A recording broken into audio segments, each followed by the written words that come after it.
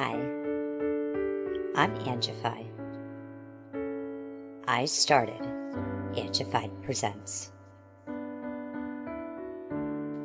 We share the love of music. It has been medicine and therapy, and nothing else worked. It has saved many of us. With mental health, we need to open our eyes. Hurt people hurt people. We ask that you listen, comprehend, and relate with your ears. Form that heart of unity and one. We share on this stage. Statistics, feelings, And ourselves. we stand with the belief to be you, to be heard, and to be original. We all may be different, with opinions and beliefs. At the end of the day, we are all brothers and sisters. We are family. We ask that you join us in a magical journey with artists from around the world. Open your minds, let in the love, and listen with your hearts. We all want a better tomorrow. Be one. Communicate and look out for one another. And then, and only then, will you find the world. We will find peace in all the world. You'll find the world. And you will find in this shining world heroes among us, in every boy and girl. Many have been broken, red hearts turn black. Love will melt the ice and turn it back, and you will find the world. You will find the world. You will find the world. And when you find a place called home, where everyone is free to roam, a whole new world, a better place for our children's futures at stake. And you'll find, with music in your soul, laughter in your hearts, together we can grow a better place, with love in us all. And you will find, together we can save it all. And you will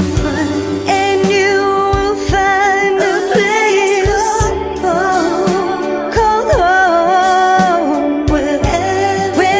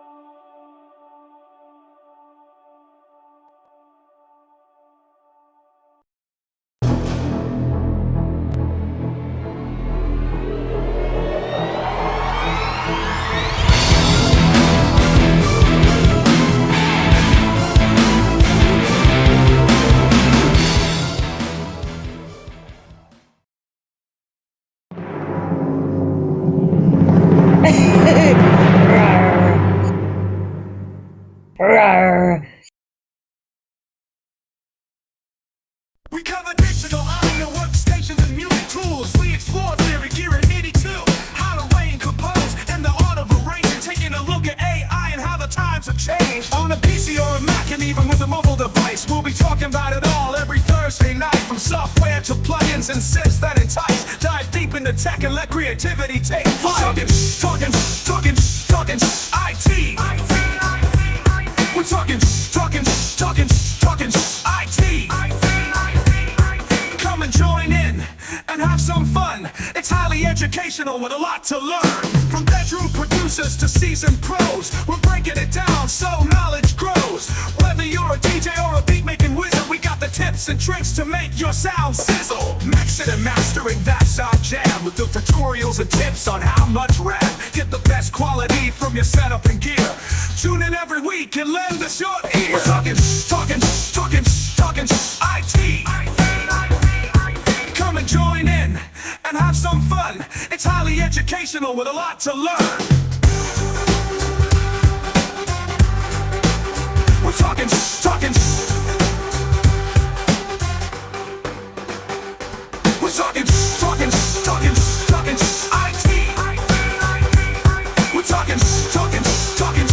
IT. Every Thursday night on Angified.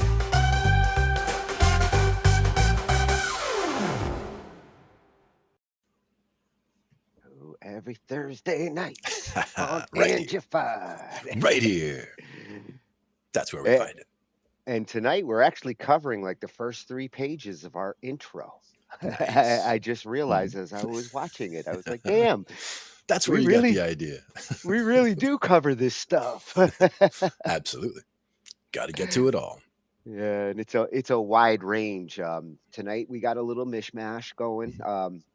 Next week we're going to be on Hallows Eve, and we're going to get into like some creepy stuff and things, for the season. Some of tonight is going to lead into some of that, not necessarily on the creepy side, but on the experimental side that leads to it. Nice. Gotta love the creepy stuff. And some of the other things that are getting creepy are like what's going on with AI. It's been a little while since we took a look at the current AI scene, and I had to include at least one thing about that because it's moving fast over there. It is. It's important to document. Yeah. Let's go to the cave and see what we've got. Miss Oh, Crystal. I can't see it. No, there we go. I can see it now. Right there. Yeah, to just catch up on like where we're at in the current AI, and this is not a shocker to me that like AI actors are here. Oh yeah. And who better to like tell us what's up with the Hollywood scene, because that whole strike over the last couple of years, a lot of that was in preparation for this moment where yes, they are starting to utilize AI actors in big roles in ways that gonna change some things. Yeah. And that's the thing is, some people were worried about AI coming for their jobs, and that's one of those ones that AI can come after. Yeah, and it's legitimate concerns. Yeah. She's going to address that. Miss Crystal from Top Music Attorney and Delgado Entertainment Law, and that's another reason why I chose this one. Last week, YouTube came up with this new feature where you can pair channels and videos, and this is the first video that I found that's actually utilizing that. So both of her channels, Top Music Attorney and Delgado Musical Law, are now tied to the video, which is awesome. Nice. We're gonna have to start utilizing that because we got a IT channel. That's right, we do. And we know how to use it. Exactly. And just to continue with last week's IT stuff, I wanted to discuss something that I have spent years on this discussion with clients and computer users, and naming your files and directories the right way. Yeah. I'm sure we both have some stories on that one. Yes, and I figured you can relate with what we're going to be discussing here. Oh yeah, some best practices and some worst practices. I can tell you about some both. If you ever burned data to CDs back in the 90s, then Mhm. you began to understand like naming conventions. You can only have 127 characters. You can't have certain weird characters. Um, we don't deal with that anymore because we don't tend to burn to CDs that have that ISO standard.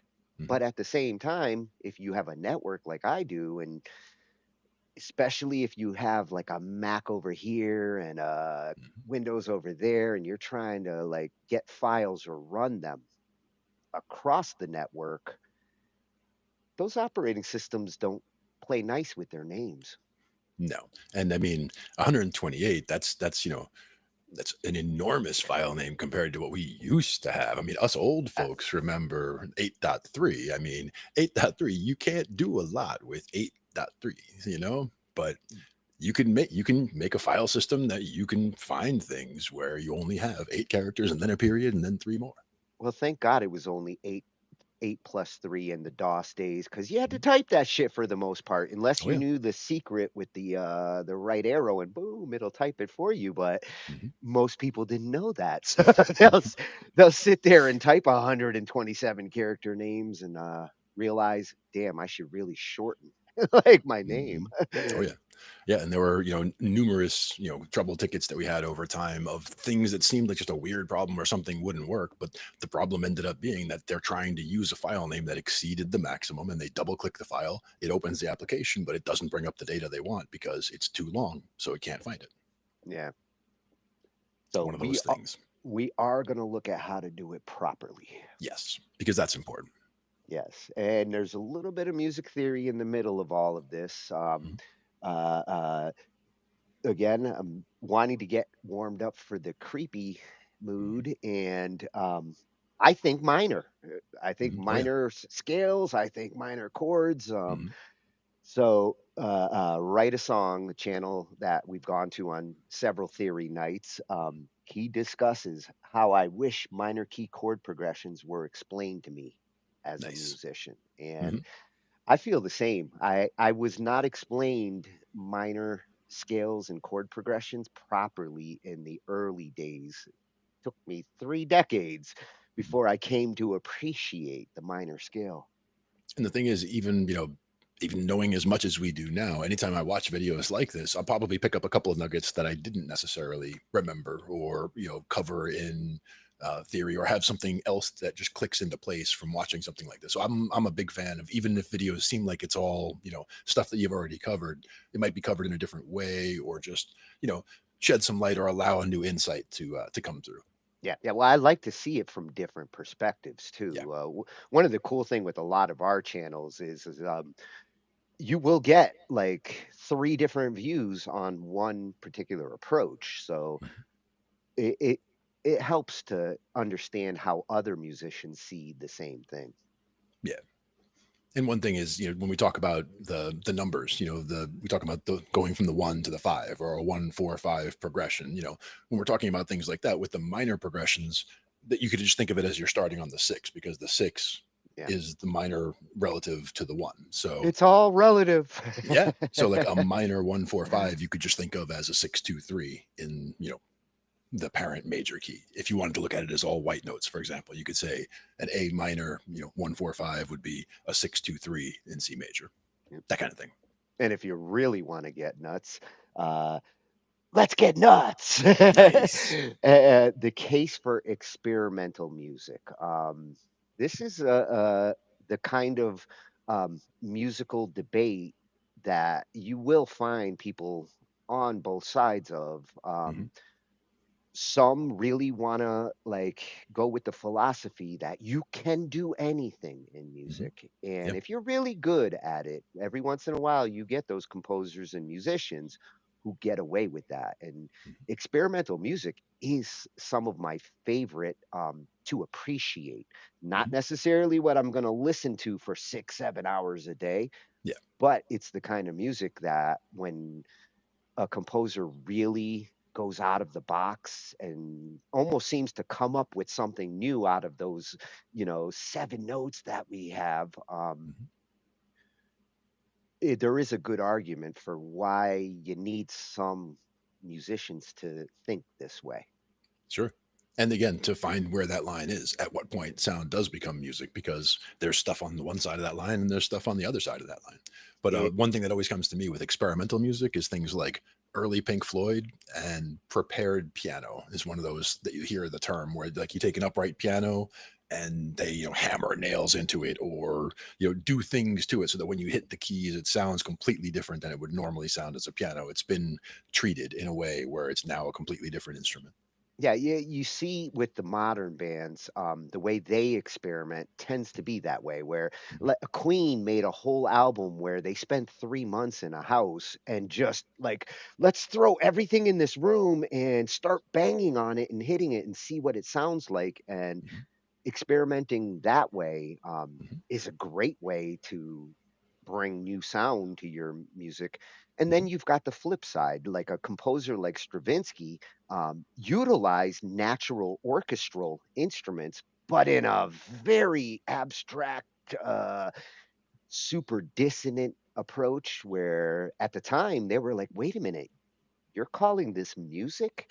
A lot of people didn't agree with it. The Rite of Spring caused riots its opening night Yeah. because the people wanted their money back. They're like, this is supposed to be a ballet. Yeah. This shit's crazy. Yeah. Not everybody's going to be a critic, right? Yeah, but history, proved him right. He is become known as like one of the fathers of modern contemporary classical, experimental classical in the 20th century. He kind of led the way for everything we saw that went into cinematics and other forms of modern classical music. Yeah. Definitely a fan. So it takes a mad doctor to create the next evolution. And speaking of, your doctor wants you to play this bass, Glenn. I like it. Yeah. It looks like a Strandberg, right? I figured you would know Mhm. what's up with this bass because I looked at it and I was like, okay, I've seen the headless and Mhm. all that, but from To what me, I the giveaway is gather, the bottom there where it's resting on his leg. You can see how it like would rest on this leg or it would rest on that way. oh Like yeah, yeah, to me, yeah. that's kind of the giveaway in the body shape there. I want to say Strandberg, but we'll see when we get into it. Well, it looks ergonomic. Exactly.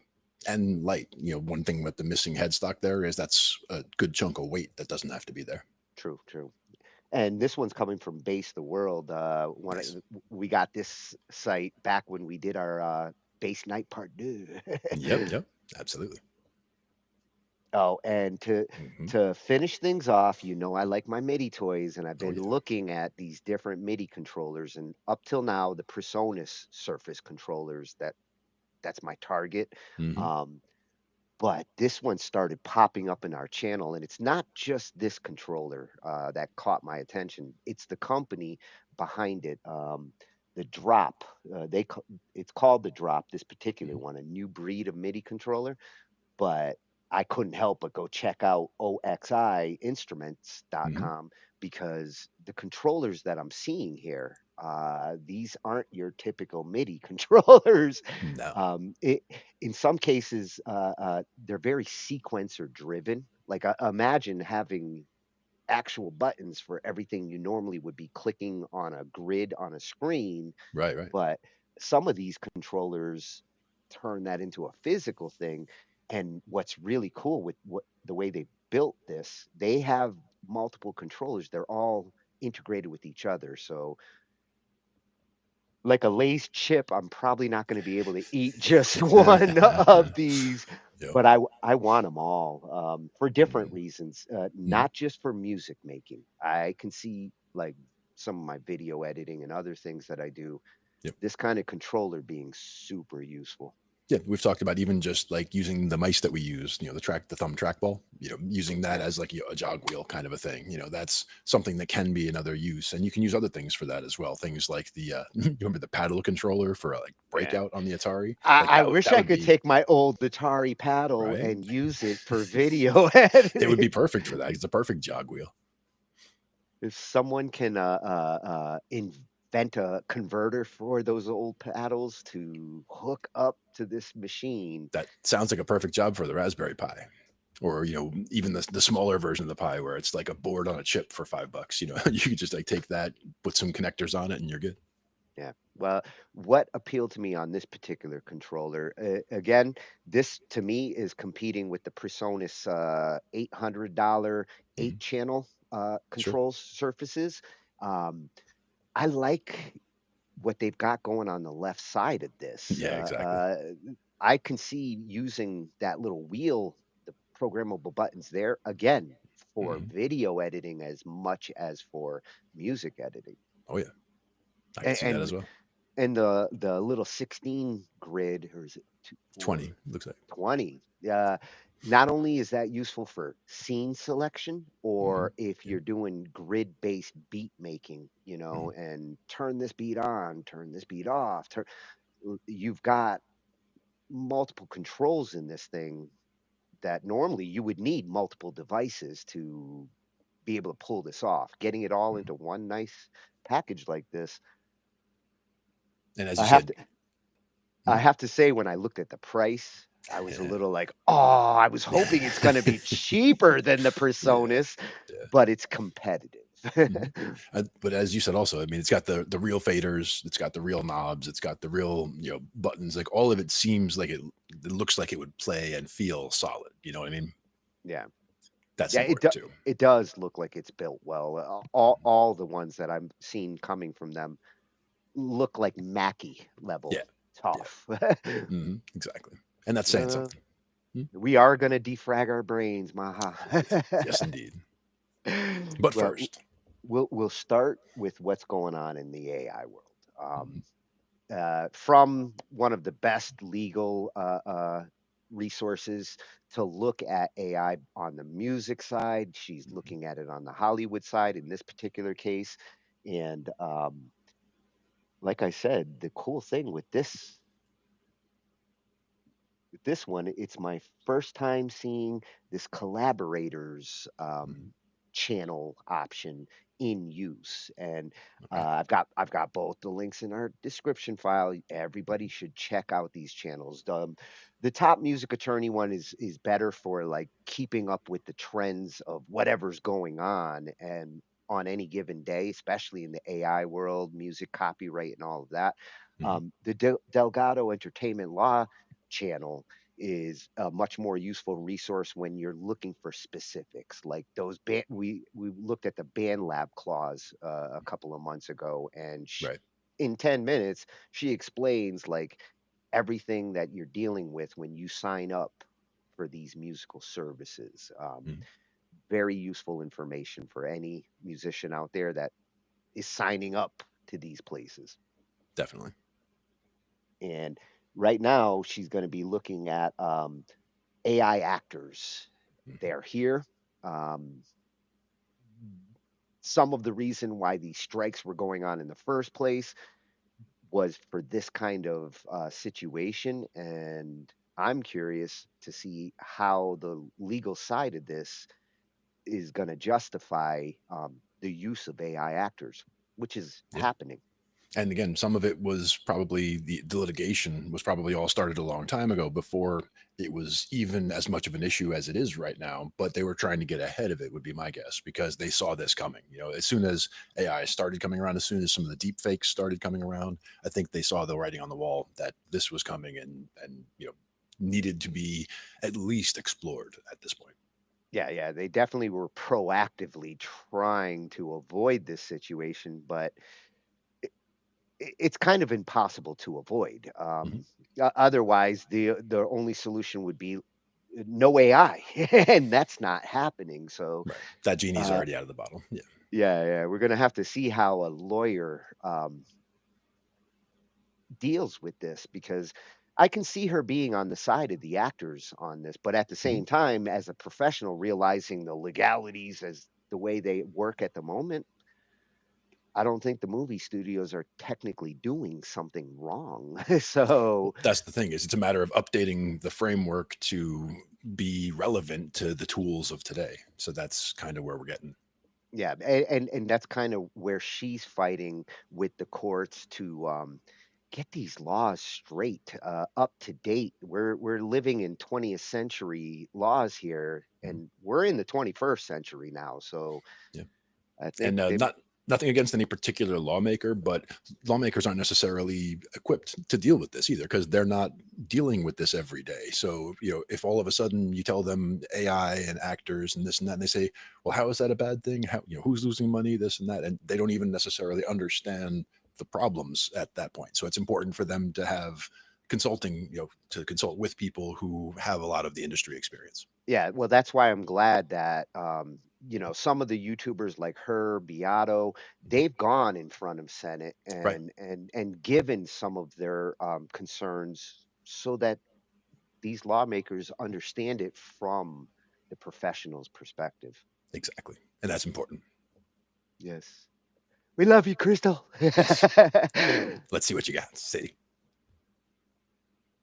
There's a new actress that's becoming very popular named Tilly Norwood, and the thing is, she's all AI generated. Now, it's amazing because we're getting reports that apparently this AI avatar is getting scouted to get signed by top talent agencies. Cue the incredible backlash from Hollywood. Now, this was just announced last weekend at the Zurich Film Festival, and the creator, Elaine van der Velden, says Tilly is to be, quote, the next Scarlett Johansson or Natalie Portman. Now, I have questions.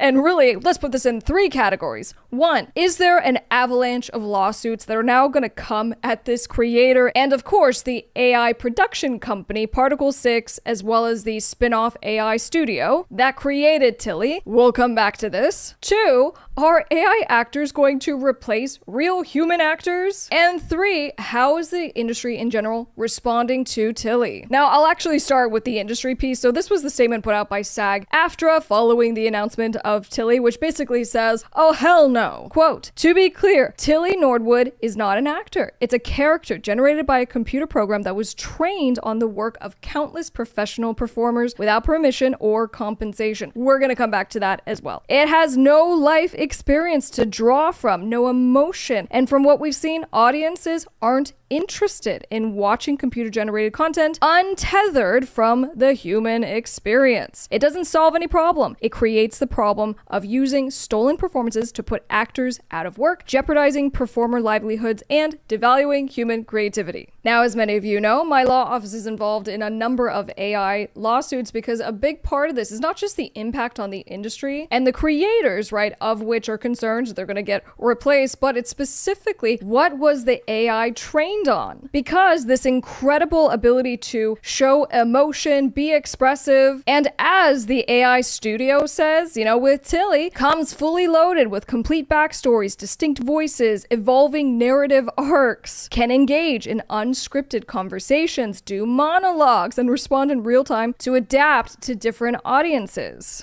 And in fact, we saw some of this on Tilly's Instagram, right? So we saw things like she's doing screen tests, action sequences, she's doing parodies. So rewind. The creator, Elaine is actually not only a Dutch actress, a producer. As she puts it, she's trying to do something innovative. This is not about replacing human actors. It's about doing something that is tantamount to like animation or CGI. Now, she put out an official statement. We're going to get to that. But on whether studios are going to go for this. Here are the pros, right? You get to hire Tilly, who's going to work 24/7 and not complain. And quite frankly, this seems to be the thing that no one's really saying, that studios, record labels, as it relates to musicians and music creators, right? The corporations that are running the entertainment industry kind of just don't want to deal with you. So instead of having to deal with you, they're just going to deal with these tech companies and get AI avatars that can work 24/7. Now, if you guys remember with SAG-AFTRA, this was in 2023, if I remember correctly, and there was a lot of outrage and asking for better protections for performers' likeness, right? Their voices, their faces, so that there can't just go and be AI replications of actors without their permissions. Now, just as a general rule, regardless of where you are in the entertainment industry, there has to be language in all of your contracts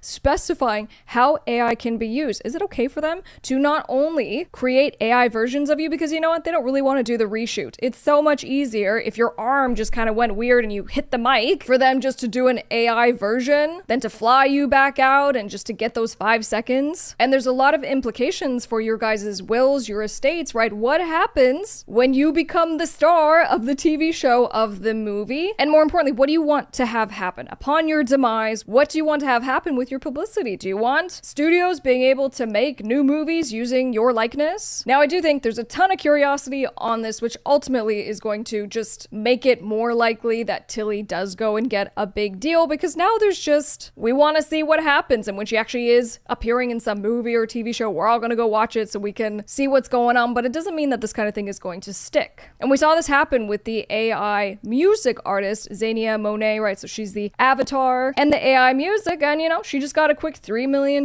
deal, which we speculated was because it seemed like the music was resonating, it was connecting. So in other words, it's able to be monetized. If something can be monetized, guess who pops in? Any corporation that's looking to exploit something that makes people feel something. Now, let me put it out there just for the sake of argument. Well, what about times we've had, cartoons put into movies? Roger Rabbit. Is this really any different? Does it matter that in this case, Tilly is being represented as human? And is that what is rubbing people the wrong way? What if it was clearly a monster? What if it was clearly something else? And then how is it going to work? Well, I can answer that. And how this all works is that ultimately the prompter, right? The person, in this case, Elaine, and her AI company, who is responsible, who has the exclusive rights to this AI personality, they're the ones who are going to do the contract. They're the ones that are going to negotiate for the rights and the royalties. But guys, there's this huge thing that a lot of people are not talking about, which is the wrinkle with copyright. So meaning if something is fully AI generated, you cannot get copyright registration. And that is one of the most valuable aspects of intellectual property, which is a key difference here from, let's say, the CGI character, which is not the result of prompts. It is not the result of a machine making it. It's the result of a human using a tool. But that's also why people get confused. And then people are like, well, what about credit? How do we credit the AI character? Well, it's like anything else that we negotiate. How do you want to be credited? Where should it appear? I mean, it just gets negotiated in the contract phase of this. But I do wonder about just disclosing to viewers, because here's what I know. I know that people don't like being lied to. And at least for now, people are not used to AI stuff. They're not used to AI music. They're not used to AI actors, especially if it's being presented that this is a real human. And this was part of the problem when we had all of these AI bands pop up onto Spotify and they were pretending to be real people. They're like, hey, come see our band, buy our merch. Well, actually, there are legal theories to protect consumers. Consumer confusion is a legal basis to sue someone, to sue a company. But as a real law firm, we've done this for over 11 years. And what I can say the last couple of years is this stuff has been kind of come up more and more, is that we are seeing that studios don't want to touch it because of the lawsuit piece. They don't want AI stuff because they go, I don't know what you trained on. And if Tilly was trained on apparently 10 different tools, there's a whole lot of reason to be concerned if you are the studio that's going to take on that liability to say, oh, we're going to put Tilly in our TV show. So in the, is Tilly just a gimmick, right? We're all just real curious, maybe to a degree, but I do believe that this is a test. And I do know that media giants, right, like Disney, Universal, they're all suing Midjourney. And they're saying, you took our characters and you're spitting them out. And when it comes to copyright infringement, these are not small lawsuits. These lawsuits are in the hundreds of millions of dollars. And with the Anthropic settlement, right, for book authors, the settlement was for $1.5 billion. So the argument is there's a ton of money to be made if you're an AI company, and it just is advantageous for you to move quickly, scrape from wherever you can get stuff from to train your AI, pump out what we'll call a new product, which is going to be your AI product, start trying to monetize it, and hopefully you'll make more money than the lawsuits you're going to have to pay out for. But I understand that the incredible fear around this is that really this is going to replace jobs. And I do think that is a real risk here, because it's really if it becomes normalized. For example, there are movies where the whole thing is based on us seeing the actor as young. So we see the kind of CGI and the special effects for the majority of the movie, but we as the audience know what's going on, okay? We understand that that is not the actor as of today. So in that instance, the trust isn't broken. And so that's what I'm saying from the standpoint of whether this is a smart business move. Now, I promised that we would look at what did Elaine have to say. She put up a post on Instagram. To those who have expressed anger over the creation of my AI character, Tilly Norwood, she is not a replacement for a human being, but a creative work, a piece of art. Like many forms of art before her, she sparks conversation, and that in itself shows the power of creativity. I see AI not as a replacement for people, but as a new tool, a new paintbrush, just as animation, puppetry, or CGI opened fresh possibilities without taking away from live acting. AI offers another way to imagine and build stories. I'm an actor myself, and nothing, certainly not an AI character, can take away from the craft or joy of human performance. I think in the context of the discussion over AI, it's very important to distinguish and define what we're talking about. If it's AI and like, we can use AI to help as a search tool, to help you draft emails, to use it in your day-to-day life, that's one thing. Another thing might be generative AI, where there has been lawful licensing, lawful purchasing of the data set of which the AI trained on. And then lastly, there's AI, and specifically AI companies, that have unlawfully gone and scraped on the internet, on these different platforms. And it's my hope that within that framework, we can have a more meaningful conversation, that it's not necessarily you're anti-AI or you're pro-AI. There's a lot of room in between. Don't forget to subscribe. I'm Miss Crystal, and I'll see you on the next one.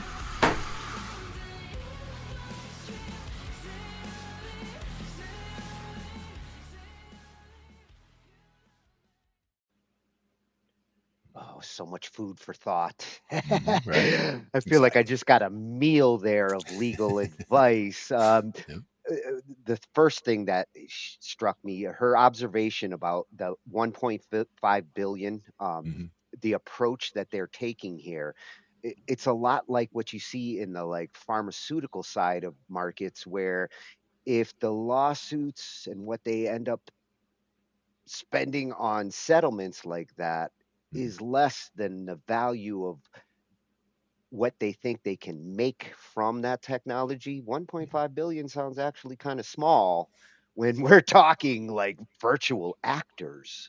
Yeah. And it's also not a guarantee. It's 1.5 billion is a swing, swinging for the big shot. But, at the same time, it's important to understand all of the aspects of this. And again, there are the people who are afraid that the actors are all going to get put out of work by the AI, and there's the other side. And it's important to just understand where everybody's mind is as far as all that goes. We need to be respectful and helpful to the people who think they're going to be replaced by the AI, and also help them understand that it's just not coming for them. It's not it's not Armageddon coming at them. Yeah, and I think Crystal understands that. She sees it from the professional's perspective. And that's why she's got the concerns that she has. It's interesting to hear from the virtual actresses that there's a human behind this technology, and the perspective there is that this is like a work of art. It is a new form of digital art, so to speak. But when you start talking about like giving it personalities and backstories, and like Crystal mentioned, how is this thing been scraped and programmed to be the character that they're playing, and what rights do the studios have to the image of this character? If this girl sells the technology to the studio and the studio decides to do something seedy with this character, and the original programmer's like, well, I didn't really program her or design her for this kind of content, where's that going to fall legally? Yeah, because again, who is harmed by that as far as from the legal standpoint? Who would be the one that would have standing to make a lawsuit in that respect? I was reminded of the. Do you remember the video game The Last of Us, or the movie The Last of Us? Because when the video game first came out, the likeness of the character, the girl, there's a human actress who looks exactly like that character, but she didn't give her permission for the likeness. So I think that's kind of where all of this, not where it all started, but kind of the beginnings of this type of lawsuit. And this actually goes back even longer than AI, because Bruce Willis got modeled a 3D model way back when he did the movie Red, and They've done that for several big actors where like they've modeled them.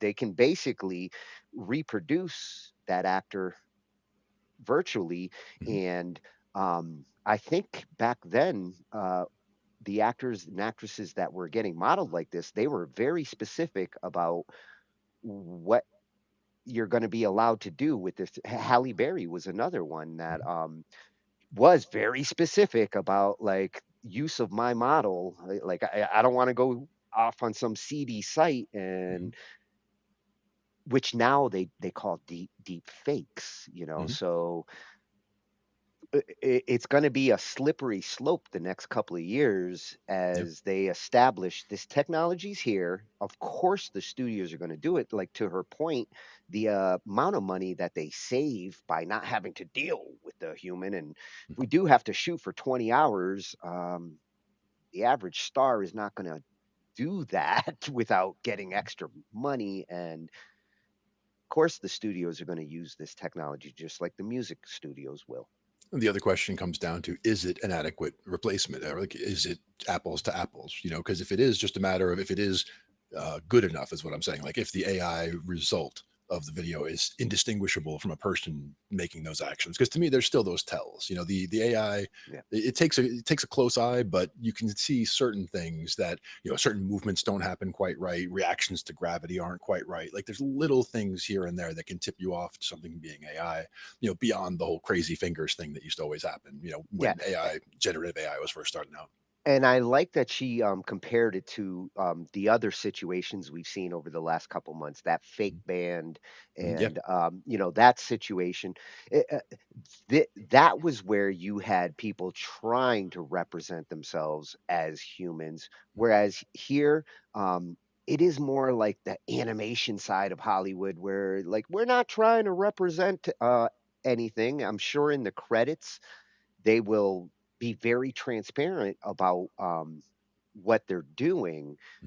But at the same time, I see it kind of like, you remember when the food industry started insisting we got to put everything, all the ingredients and everything needs to go on there to inform the consumer about what they're buying and consuming. Digital media, we're about to see the same kind of thing in the future where you're going to see an ingredients list to your album or your movie, and it's going to say this contains this technology Yep. just In order because to cover it. Yeah. there's people insisting they want to know if they're consuming something that they might not want to. Well, that was the other thing, is those bands that were, you know, pretending to be real, saying, come buy our merch, come see us, and shows that don't exist and things like that. If they hadn't tried to convince anyone that they were real, if they had just said, hey, this is an AI generated band, this is AI generated music, that would have been fine, right? Because that's not the same as, you know, trying to represent themselves as human. If they were fully disclosing what it was created by, as you're saying, then people can choose to say, oh, I don't want AI content, and they can choose not to check it out. It wouldn't have caused the uproar that it did if they had been transparent right from the get-go. It would have caused some uproar because right now they're ready, ready to argue about anything to do with AI. If they had just said, hey, this is an AI band, there's plenty of YouTube channels out there doing that. Nobody's screaming for those channels to get taken down. They're just fantasy AI channels. What And if would you don't want to Metallica check it out, sound then don't. like? Yeah, what would Metallica sound like if they were in the 50s? That kind Exactly. of. One I saw was the Red Hot Chili Peppers, if they were a reggae band. I was like, oh, I gotta check this out later.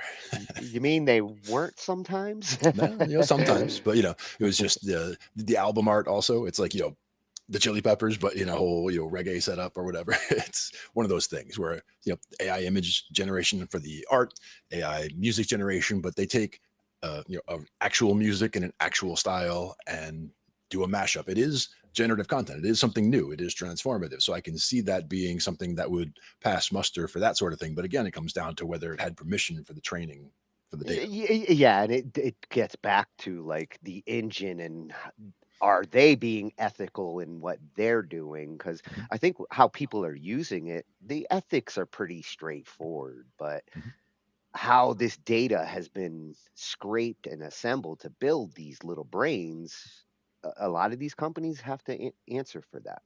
Yep. Well, And check back in and check it out. she's the one who's going to get answers if anybody is. So Mm-hmm. at Top Music Attorney, that's Mm-hmm. you can find her on that channel, and you can find her at Delgado Entertainment Law. Both channels excellent resources. The Entertainment Law channel is a great one to know your industry, what you're dealing with, whether you're talking Spotify or BandLab, or if you get caught up in AI lawsuits, this is where you're going to find the information. Mm-hmm. Yep. Thank And you. when we are searching for stuff, especially files, and why you can't find sometimes what you're looking for, sometimes it's because of the approach you take, how you name your files, how you organize your work. And I'm talking more about the work files. All the other stuff that we assemble, and music and movies and all those things, that's a different necessity. But when it comes to your actual work, your work files, not only should you name properly, you should identify if you're doing revisions with the music now, and Oh, yeah. especially getting used to BandLab and like dealing with 10 revisions to one song. Um, you got to organize these things on your hard drive. Otherwise, you never know what the hell you're loading. Yeah. Well, it is also good that things like BandLab do all that automatic revision saving for you, where you want to go back 5 revisions, you just write down 5 down the line, boom, then Yeah, you got it. yeah, but I like to take my projects and put them on my own hard drives Oh yeah. for long-term storage. Mm-hmm. And how they get organized, folder for the projects, then subfolders for each project, and the stuff that goes with it. Uh, a lot of the source files, when you're talking music or video editing, it's not one file, it's a whole bunch of different media clips that get put together, and you don't want them scattered all over your hard drive. When you go to open this file and it's like, I need a file from over there, I need a file from over here.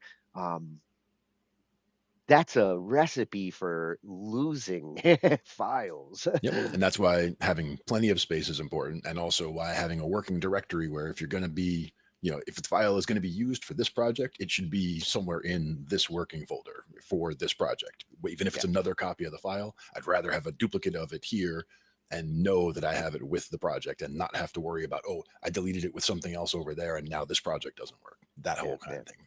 So I think what we're going to get drilled here is be organized more so than what you name things. Start with organization, and the naming gets easy afterwards. Yeah, and one example was always Live Fish, Live Grateful Dead. There's tons of shows, and it's all the same song names. So, like, if you were to look for duplicate files, you'll find thousands of duplicate files because they're all the same song names. But the idea is there's a date, and it's in there, and there's some, not like an airport code, 3-letter or whatever, but there's some kind of identifier as to where the show is and whether this is a first set thing or a second set thing or a third set thing. Like all these things are built into the file name so that when you just look at the file name, you can now read it and you can understand exactly what that file is. Yeah, it's funny you mentioned the Dead there. Back at the end of the 90s, when we were ripping like everything and digitizing like all the CDs and tapes, I had a friend who was a big Deadhead collector. He was one of the traders. He had every bootleg of everything. Nice. And he had converted them all to MP3s, and he was using he had just gotten one of those the what is it, the iPods, that had just come out, and he's connected to his Apple account, and it synchronizes this massive library of Dead songs. And like you said, there's like Remove 50 duplicates. versions of, and that's what it tried to do. And he came to me because he's like, dude, half my library just disappeared, and I don't know why. And I know why. I was like, please tell me you didn't have this turned on in your iMac or your iPad pod library. Um, thank God he still kept the tapes. That's a lot of work to redo, though. Yeah. He actually converted analog to digital. It was massive. Mhm. Yeah, that is an undertaking for sure. So this one's a freshie channel. We get to do some IT here. It's at Skill Foundry IO, and he gets to explain what I have spent like 35, 40 years in IT trying to explain. And in a lot of cases with us, it's just good habits that we developed over time out of necessity based on the limitations of the file systems in the old days. Yeah, but we were kind of forced to name things properly because DOS and early Windows, you didn't have the flexibility you have now. Not a bit. Let's get these tips. Right. These are the top 5 mistakes beginners make when naming their files and directories. Now, when I start teaching beginners, one of the first bad habits I need to break is how they name those files and directories. Operating systems are designed to be friendly to regular users, but some of the things these systems allow, they cause real problems when applied to professional IT work. So let's establish some good habits from day one, and you'll thank me later. Now, rule 1. No spaces. Spaces in file and directory names might read nicer for regular users, but they can cause some serious problems. In particular, when we work with command line or terminal commands, spaces have meaning. These tools often assume that a space means moving on to another part of the command, not part of the same file name. So when we work with files and directories with spaces in the name, we have to add additional characters, which we call escape characters, or we have to wrap them in quotation marks or other symbols. Another example is web development. Spaces are not valid in URLs, and they must be replaced by %20 characters. And at best, dealing with spaces in file and directory names is annoying. And at worst, they break your commands and your code. So when you're naming files and directories that have multiple words, professionals usually use one of these options. Now, the first is underscores. Underscores are probably the most common. For example, my project file.py. Next, we have hyphens. Hyphens are a really popular choice in web files, though some tools and programming languages will treat hyphens as subtraction operators. But here you go, myprojectfile.py. And then we have camel case. In some programming languages, there is no separator between words. That's what they prefer. So what they do is the first character is lowercase, and then each additional word uses a capital letter. So here's myprojectfile.py in camel case. And then we have Pascal case. And sometimes this is called proper case or upper camel case, but basically each word starts with a capital letter, including the first character. So here's myprojectfile.py in proper case. And I don't know how much time I've lost in my career removing spaces and special characters from files that non-technical users send me, but if I had $1 for each time, I'd be a very rich man. Now, rule 2, avoid special characters. That includes spaces. But in general, your letters A to Z and numbers 0 to 9 and the underscore are the safest characters. Hyphens, as I mentioned, are usually safe, but avoid special characters like exclamation points, $signs, and things like that. They are risky to use. Depending on the tools and software you're using, those special characters may cause problems. So here's some bad examples, and here's some better examples. Now, in general, I avoid special characters at all costs, except in the rare cases where an application specifically requires them. It's not very common, but it does happen. Now, the dot character is a special case because it is used for hidden files and extensions. Obviously, we can use that in file and directory names for those purposes, but otherwise you should avoid using it. Now, rule 3 is to be descriptively concise. There is an art to naming things. It's actually one of the more sneakily difficult things about being a technology professional. We want to pick names that are descriptive enough to be clear to others, but not so long that they're a pain to type. So here's some bad examples of file names, and here's some good examples of file names. And you can see the difference. And if you do this well, your future self and your coworkers will thank you for clear, descriptive names that explain what the file or directory is for. Now, Rule 4 is case sensitivity. And this is one thing beginners learn quickly when they're stepping into professional tech. Letter casing often matters. Capital H hello is not the same as lowercase hello, but sometimes it is. It depends on the software and the tool that you're using. And if you want to save yourself some pain and frustration, I suggest just always assuming that letter casing matters. But when in doubt, you should use lowercase characters. It's by far the most common convention, especially when you're working with servers. And now we have Rule 5, dates and sorting. Sometimes it makes sense to put a date as part of the file or directory name, like a log file that contains information about a program that's running on a specific date, or a daily data dump of reporting information. It makes life so much easier if the file name can be easily sorted by the date that it references. But because of how numeric and alphabetic sorting work, you should always use the year, month, day format for dates in file and directory names. For example, these files will not be sorted chronologically. And the reason for this is that when you're sorting, each character is compared from left to right. The 2 in 12 comes after the underscore character when sorting. So the 2024 report would show up after the others if we're sorting it in ascending order, which is incorrect.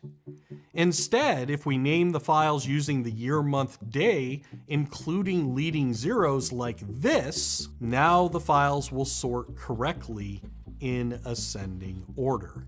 The names will be consistent, they'll always be the same length, and each character can be compared properly. That is how the sorting is going to work. So generally, the international standard date format of that YYY-MM-DD, that is the best format. So if you were born and raised in the United States, sorry, but you're gonna have to change the way you write dates. And now here's your bonus rule. Be consistent. Once you decide on a naming pattern in a project, stick with it. In professional software development, teams often have style guides that provide specific instructions for how you should name and organize your project files and directories. And if you fail to follow those guides and you're inconsistent, you're going to really annoy your peers.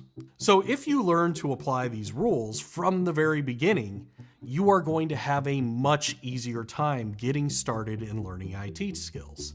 And to be honest, it'd be a better technical world if even non-professionals followed these rules too. Happy coding.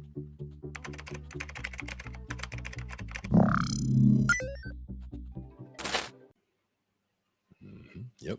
Oh, a man after my own naming convention heart. Yes, indeed. As soon as you see that year, month, day, I'm like, oh yeah, absolutely. That's the whole Grateful Dead thing I was talking about there. Yep.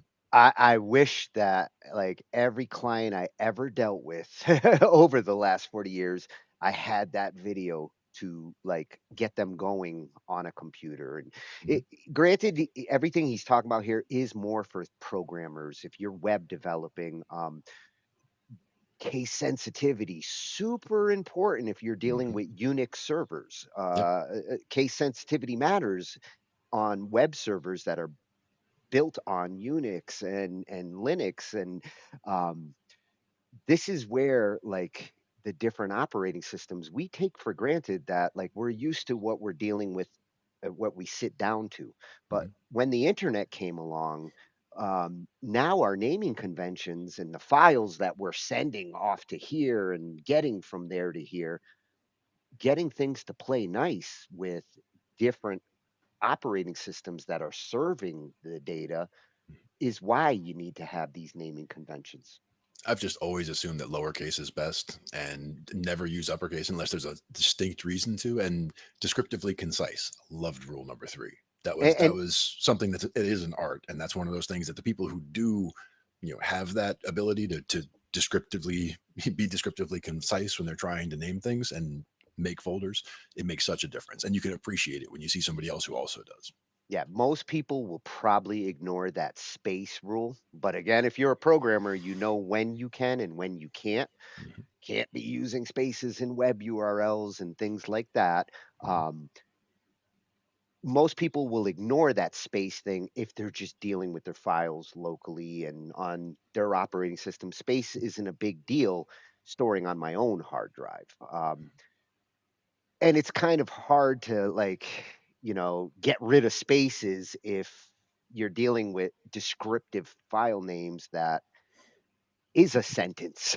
like At the same time, when the marketing department starts putting little heart emojis and bullet points in file names on the servers, no, I'm sorry. I know that's where I would draw the line too. Like, no, you Well, can't use these special yeah, characters well, in your they file names. did, and then they open tickets like, "Why can't I open my file? Fix your server." And I'm like, "There's nothing wrong with my server. Here, I'm gonna change your file name to this. Now it works fine. We didn't do anything else. We didn't change anything in your file. All we did is take the invalid characters out, and now it's beautiful." Yeah, and I loved his bonus tip.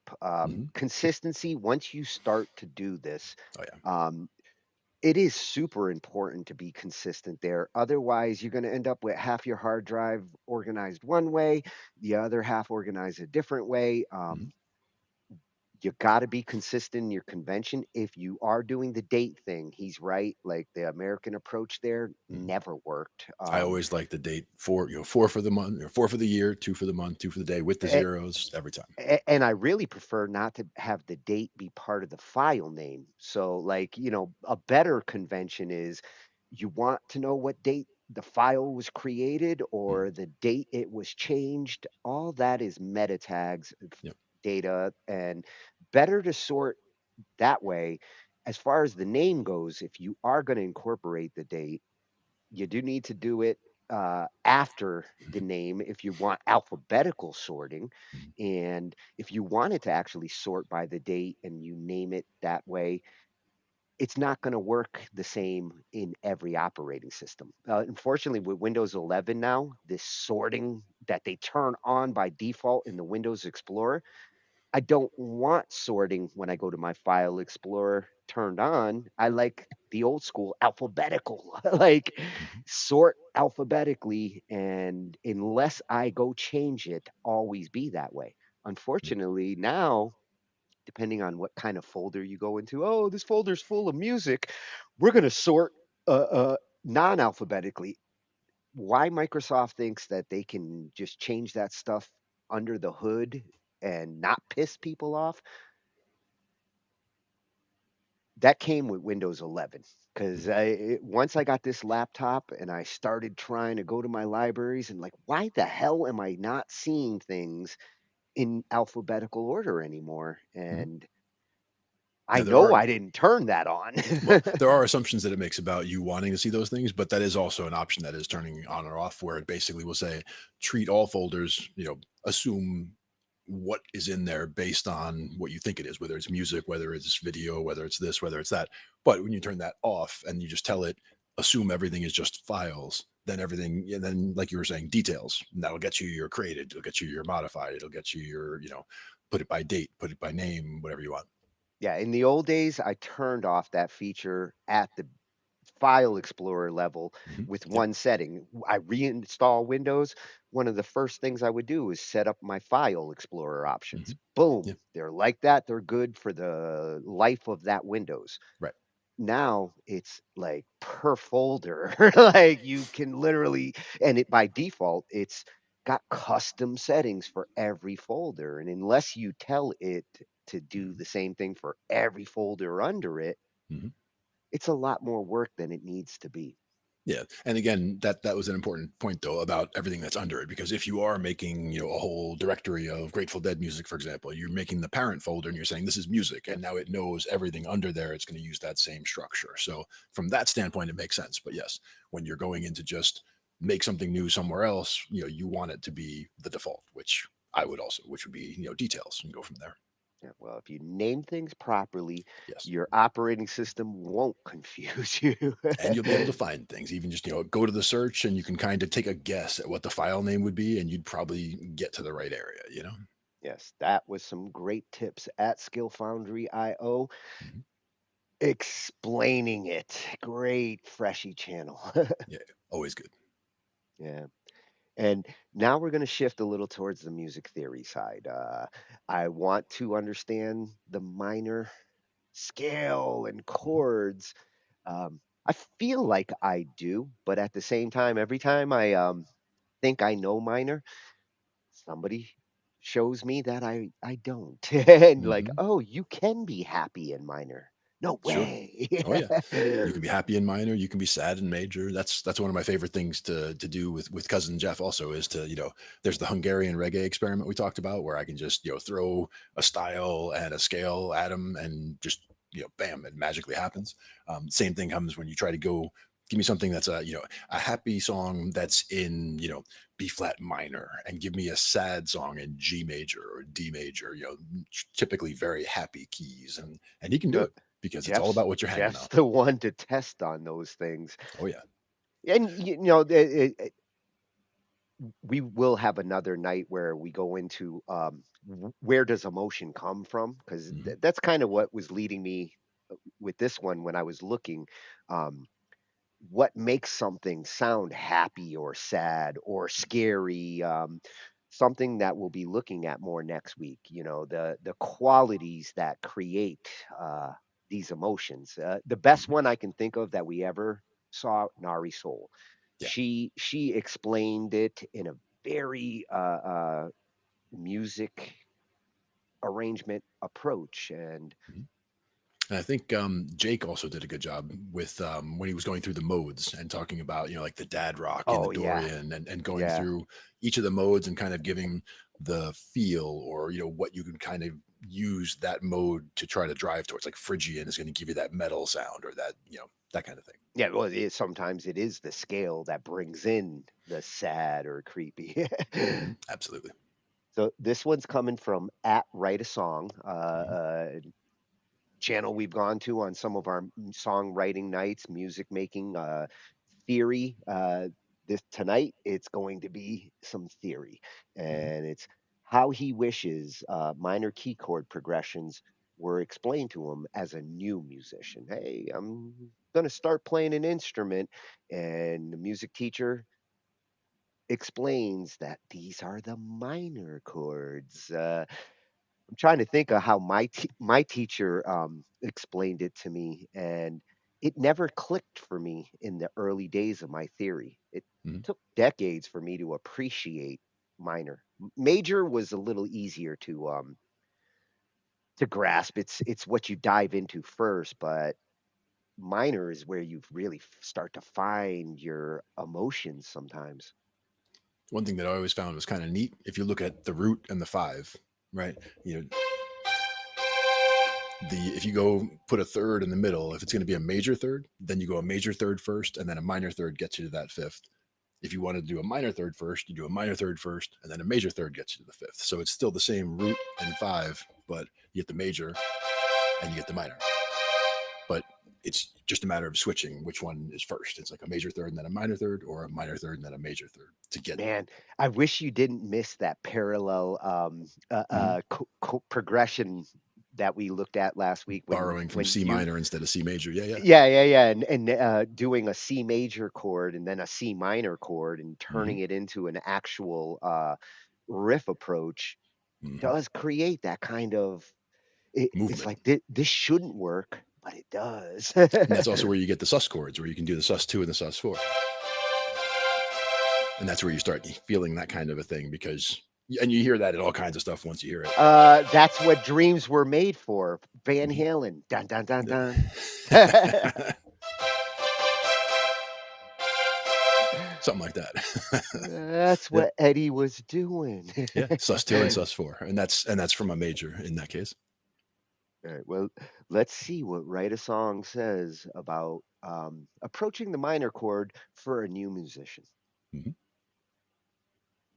Minor keys are a popular choice for songwriters, and it's easy to see why. Whether writing a heartfelt breakup song or a dark metal song, the obvious choice is the minor key. But minor keys aren't just a one-trick pony. They can also offer an array of unexpected brightness. This makes them a really versatile key for crafting songs with. At this point, it's worth noting that there are actually 3 minor scales, and when people say minor, they're usually referring to just one of these, the natural minor scale. The notes from this scale are then used to create the chords in the minor key. I'll link a video at the end of this one if you want to learn more about this process. You will commonly see minor key chords written out in Roman numerals. These are used to show you the function of each chord in the key. That means how it works and how other chords interact with it to create different sounds for your progressions. The Roman numerals are universal. They are not tied to any particular minor key and can be applied to the key of your choice. Here are the 7 chords you find in minor keys. Uppercase Roman numerals represent major chords, lowercase are for minor chords, and the diminished chord is a lowercase with a small circle or degree symbol next to it. If we take the C minor key, which I'll use for examples later, then the following chords are used for each of the numerals. 1 is C minor, 2 is D diminished, flat 3 is E flat major, 4 is F minor, 5 is G minor, flat 6 is A flat major, and flat 7 is B flat major. These are known as the diatonic chords of the key of C minor. Like a game of poker, you can play these chords in different ways to create progressions. Most of these are straightforward, what you see is what you get. But the beauty of minor keys, there are also some bluffs that you can try out. So let's look at the ways we can play the game of minor keys. The simplest idea is just to play some combination of the 1, flat 6 and flat 7 chords. These all work well together and are used widely in popular music. The blend of the minor tonic with the 2 major chords gives an element of brightness, but there's definitely a feeling that we aren't in a major key here. Here's a few different arrangements in the key of C minor.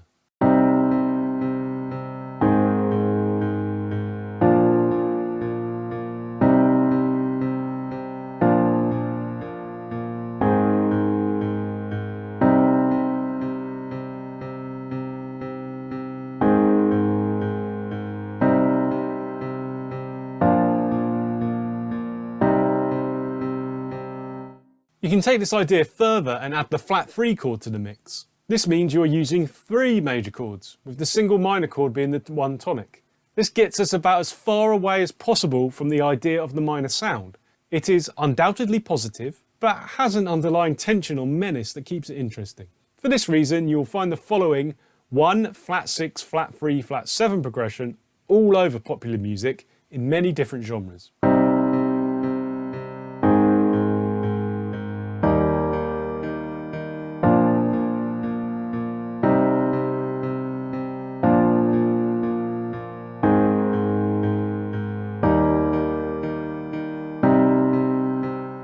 A word of caution with the flat 3 chord. If you hang out on the flat 3 for too long, it can start to draw the ear towards it. Without reinforcing the minor 1 chord as the tonic, the flat 3 takes over and establishes itself as the new major tonic. This is due to something called relativity. This is a great starting point, but what if you want to start writing some more varied minor key progressions? Well, the simplest way to open up chord possibilities is to use a 4-chord loop formula. Chord loops, or turnarounds, are the workhorse of popular music. You'll find them everywhere, especially in choruses. They are a set number of bars, usually 4 or 8, and the location of certain chords in this structure means that they work as a small unit which can be repeated as many times as you need. Although they appear limited on the outside, having some constraints like this can free you up to try out all of the chords in the key and see which one fits your song. Here's the initial formula for the 4-chord minor key loop. Start on 1, then play 2 more chords before ending on flat 7. Feel free to try any chord out in between. For example, you could try 1, 4, flat 6 and flat 7.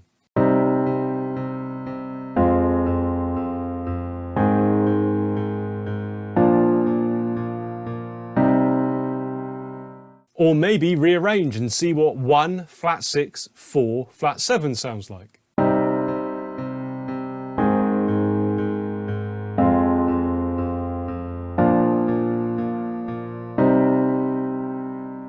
You can also repeat chords in the loop if you want. For example, moving back and forth from 1.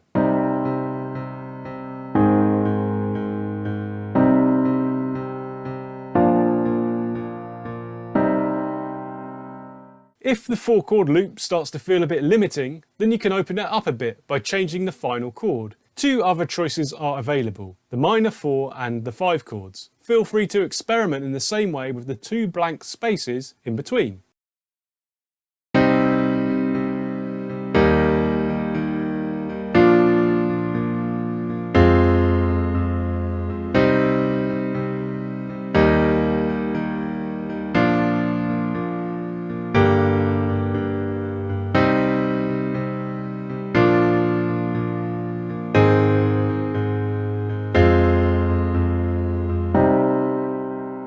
You can take these components of the 4-chord loop, starting on 1 and ending on flat 7, 5 or 4, and break out into longer progressions if you want. It all depends on what serves the song you are writing. Here's an example of this in the key of C minor.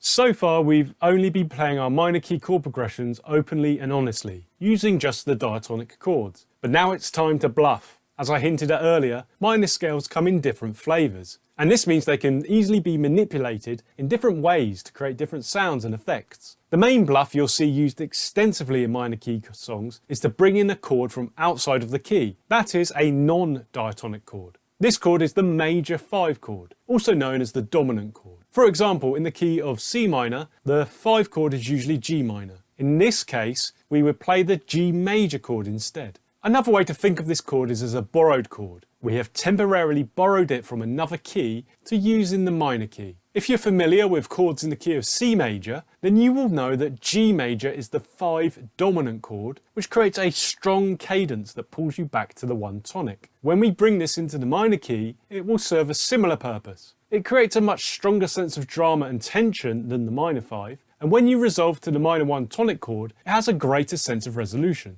The reason for this is the notes, or one particular note, in the chord. I've mentioned G minor and G major, so let's look at the notes in each chord. G minor is constructed with the notes G, B flat and D, whilst G major contains the notes G, B and D.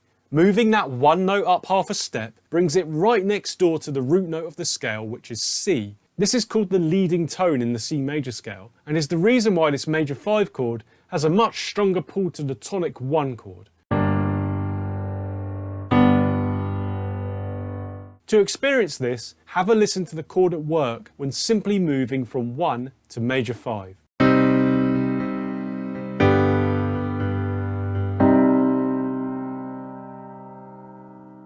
It also transforms the 4-chord loop formula we used earlier. Give it a go by ending with the major 5 and feel the strength it brings to continue the loop. For example, here's a popular idea which is also known as the Andalusian cadence.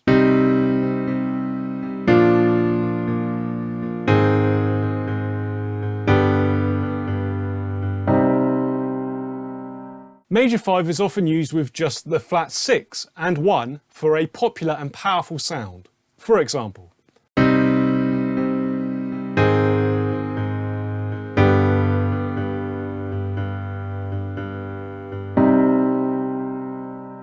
even though we've been using the major 5 chord, it doesn't mean you have to ignore the minor 5. It can actually be a really powerful idea to use both versions of the 5 chord to provide contrast and drama. For example, here's the previous 4-chord loop, but with both 5-chord flavours. Listen to the added interest that this brings.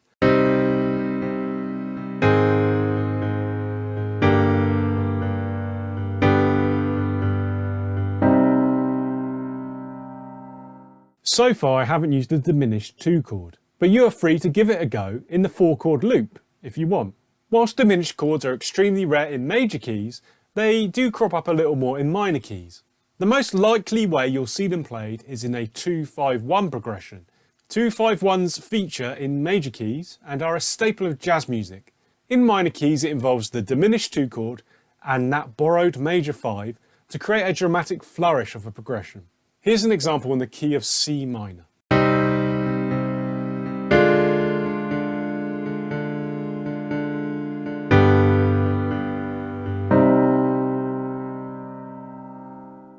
Minor key progressions can be used to create whole songs, but before you do that, you need to fully understand where the chords come from and what their functions are. I've created a simple system that explains all of this, and you can learn it with the video on screen. Watch that now to master the dark arts of minor keys. Oh, I can learn it. I just learned a few things just in that video.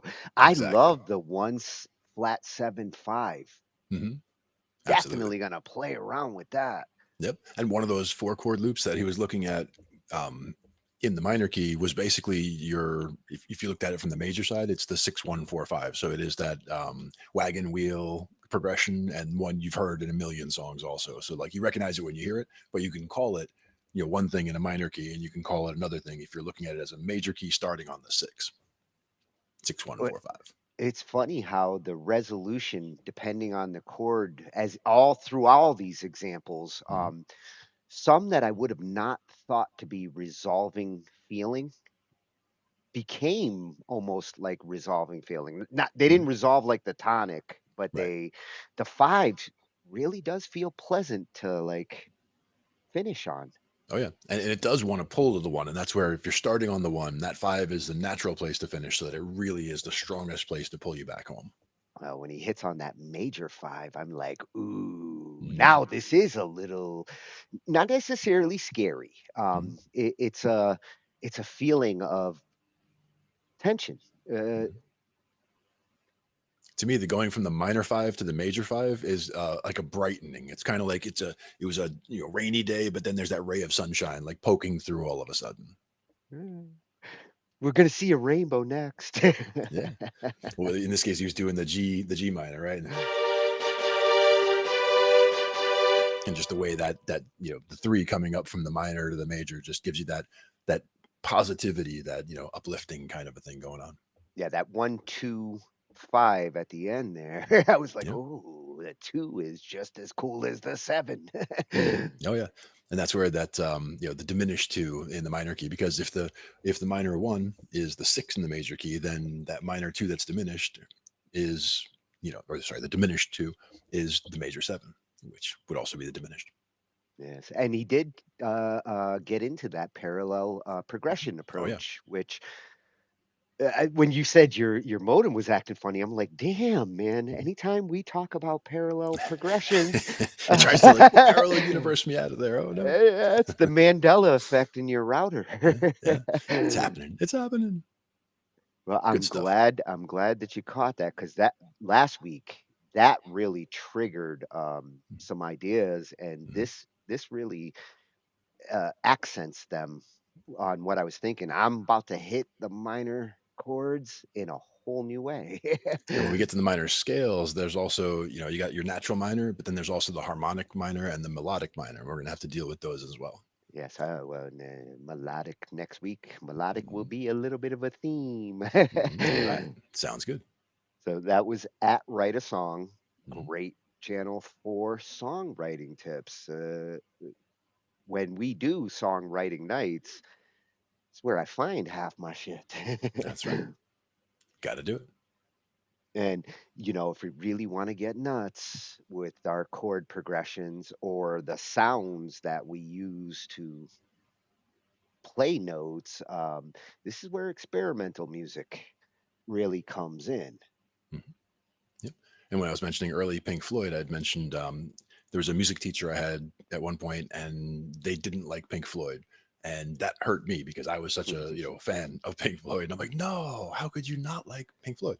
So I brought in Adam Hart Mother, the CD, and gave it to her and asked her, just give it a chance. The first song is like 23 minutes long. So just, headphones, give it a good chance and just listen to the whole thing, because we were talking about polyphony, using multiple melody lines at the same time, not together, but they're just totally separate ideas happening at the same time.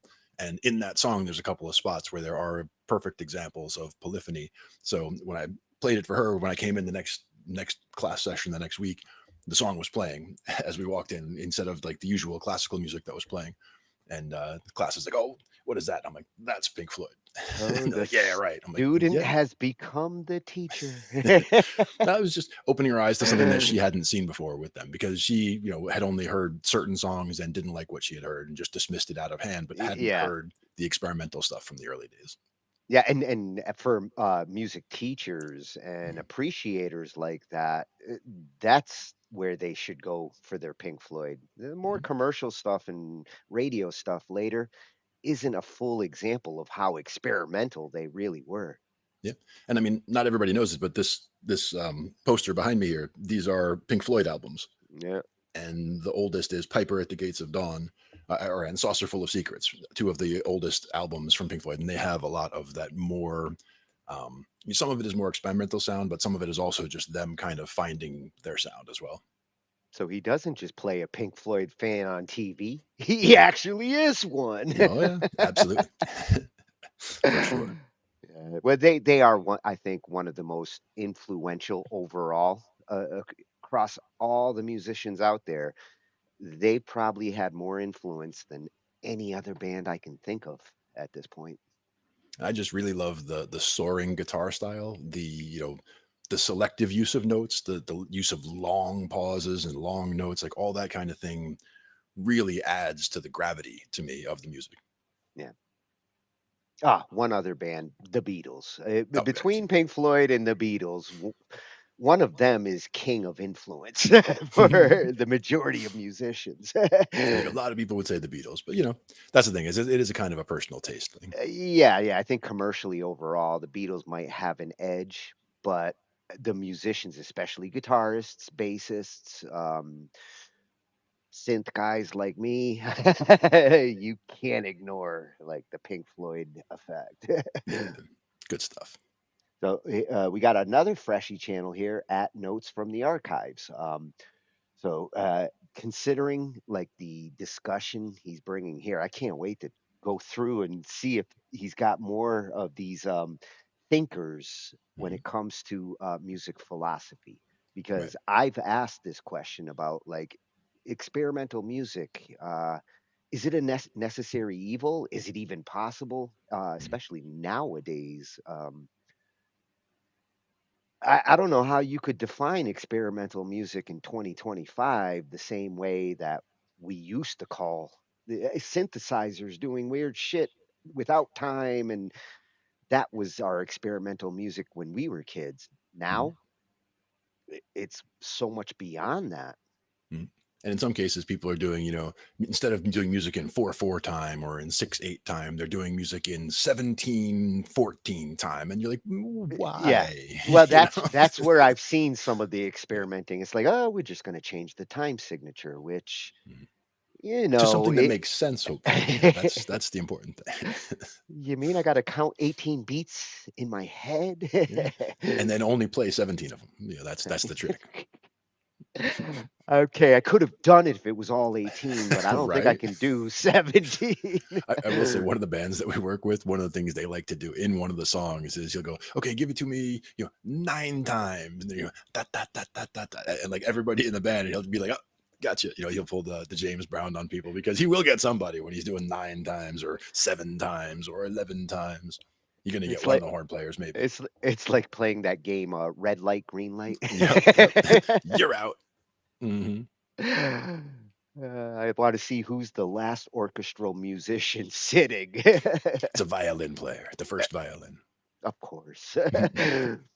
So let's see the argument for experimental music. This is the case for it. Bless his heart, somebody has to put this fight in. I'm in favor. Hi. At what point does a sound become music? Where does the boundary of music lie? Does a piano need to have its keys pressed to make music, or can the sound of it burning be considered a song? Does a human even need to be the one to make it? Can the sound of a mere cicada singing in the forest be considered a song? This is the case for experimental music. Calling experimental music a genre can be misleading. Rather, it's more appropriate to call it an approach. The New Grove Dictionary of American Music defined it as a tradition of 20th century musical practice, the fundamental characteristic of which is a continuing search for radically new modes of composition, music making, and musical understanding. Its definition may not be as concrete as other approaches or genres of music, but the NGA does outline experimental music's most important aspects. that it is constantly experimenting and finding new ways to create music, be it through composition, instruments, ideology, action, or environment. Essentially, if there's an aspect of the music making process which can be messed with, rest assured it will be messed with.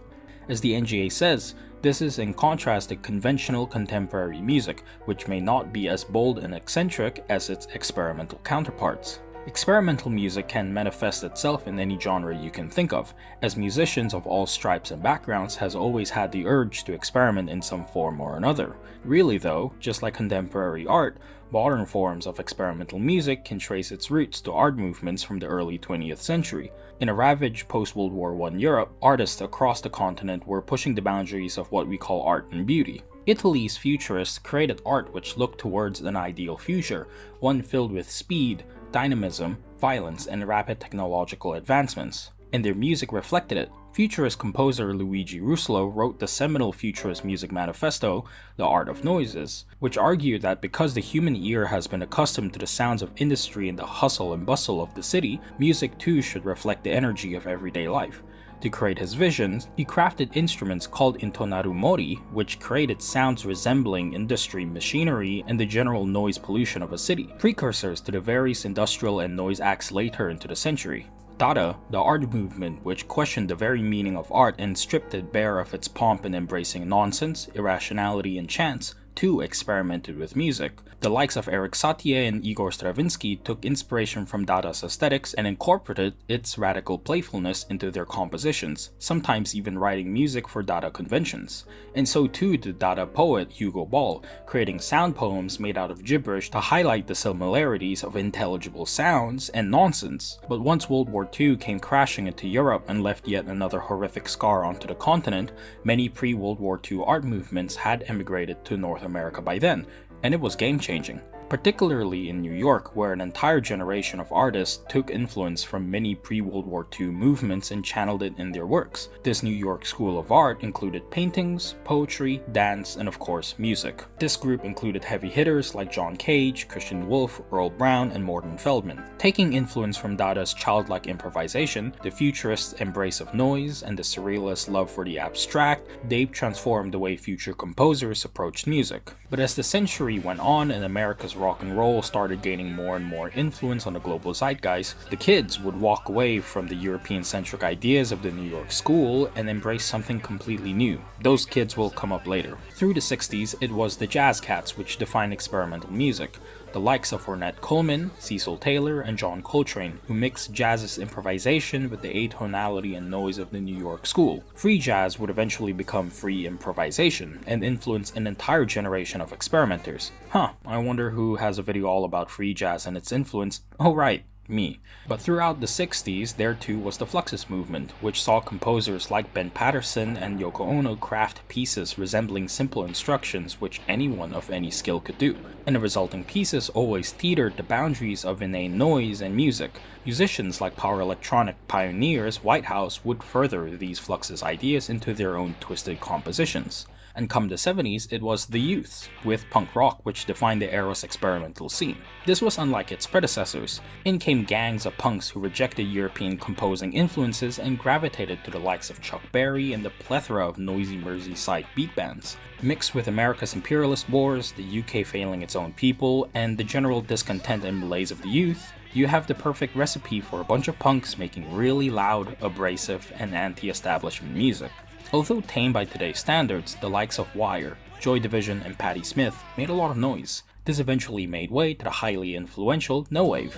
No Wave wasn't very popular during its heyday, but as the decade goes on, its influence cannot be understated. Fusing the sounds of punk rock, free jazz, disco, and noise, it was unlike anything which existed before it. It had the simplicity of Dada, the noise of the futurist, the rhythms of disco and funk, and the general fuck you attitude of punk rock. No Wave would go on to produce the likes of Swans and Sonic Youth, who in turn would influence generations of noise rockers into the 90s till today. And let's not forget the IDM revolution of the 90s, which fused early 20th century experimentation with the neo sounds of electronica which burgeoned in the 80s. As the new millennium came in with the internet taking over our lives, there has been so much experimental music. This brief history is barely scratching the surface of how experimental music evolved through the 20th century, only focusing on America and Europe. There are still numerous amounts of artists and movements across the world who are pushing the boundaries. If there's one takeaway from the history lesson, it's that experimental music cannot be pigeonholed into a single genre. This is not a genre, but an approach. Nay, a mindset. When conventional approaches to music making is insufficient in expressing yourself and ideas, we turn to experimentation. How do we show pure primal emotion in music? Yoko Ono posits we should shout and scream our hearts out.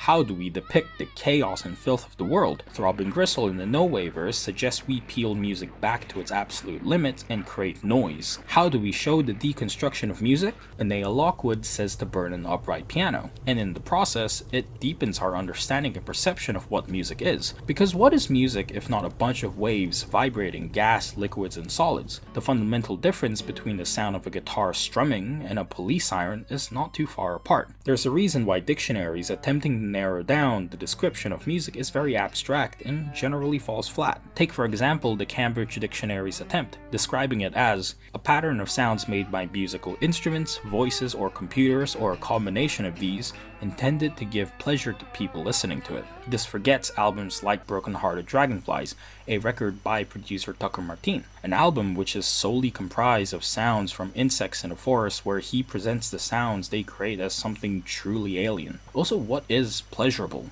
Beauty is in the eyes of the beholder, and pleasure is in the ears of the listener in the case of music. The abstract electronics of Mika Vainio is pleasurable to me, but may not be to many others. The definition of music is impossible to pin down, and it's best that it never is, because it would make the art form very boring. It's thanks to the works of the New York School, noise musicians, no waivers, electronic pioneers, and a whole host of musicians through history who have challenged what music is why the 90s till today have become accepting of abrasive and avant-garde sounds. The influence of experimental music is everywhere, from the mainstream to the indie and underground. Death Grips and JPEG Mafia's blends of noisy, off-the-wall samples is part of a long history of experimenters. Nine Inch Nails got mainstream attention while sticking to their industrial roots, and so too did Nirvana, refusing to back away from their noise rock origins. The IDM of many on the Warp label until today, with the likes of Nicholas Jarre, traces its DNA to the Italian futurist Luigi Russolo's radical compositions. The history of experimental music too has made us accepting of the more comedic side of music, helping a new generation of artists not take it too seriously and have some fun. Remember, although modern experimental music sees its roots start from the trauma of World War I, art is here to express our emotions. It may be of trauma, depression, and anger,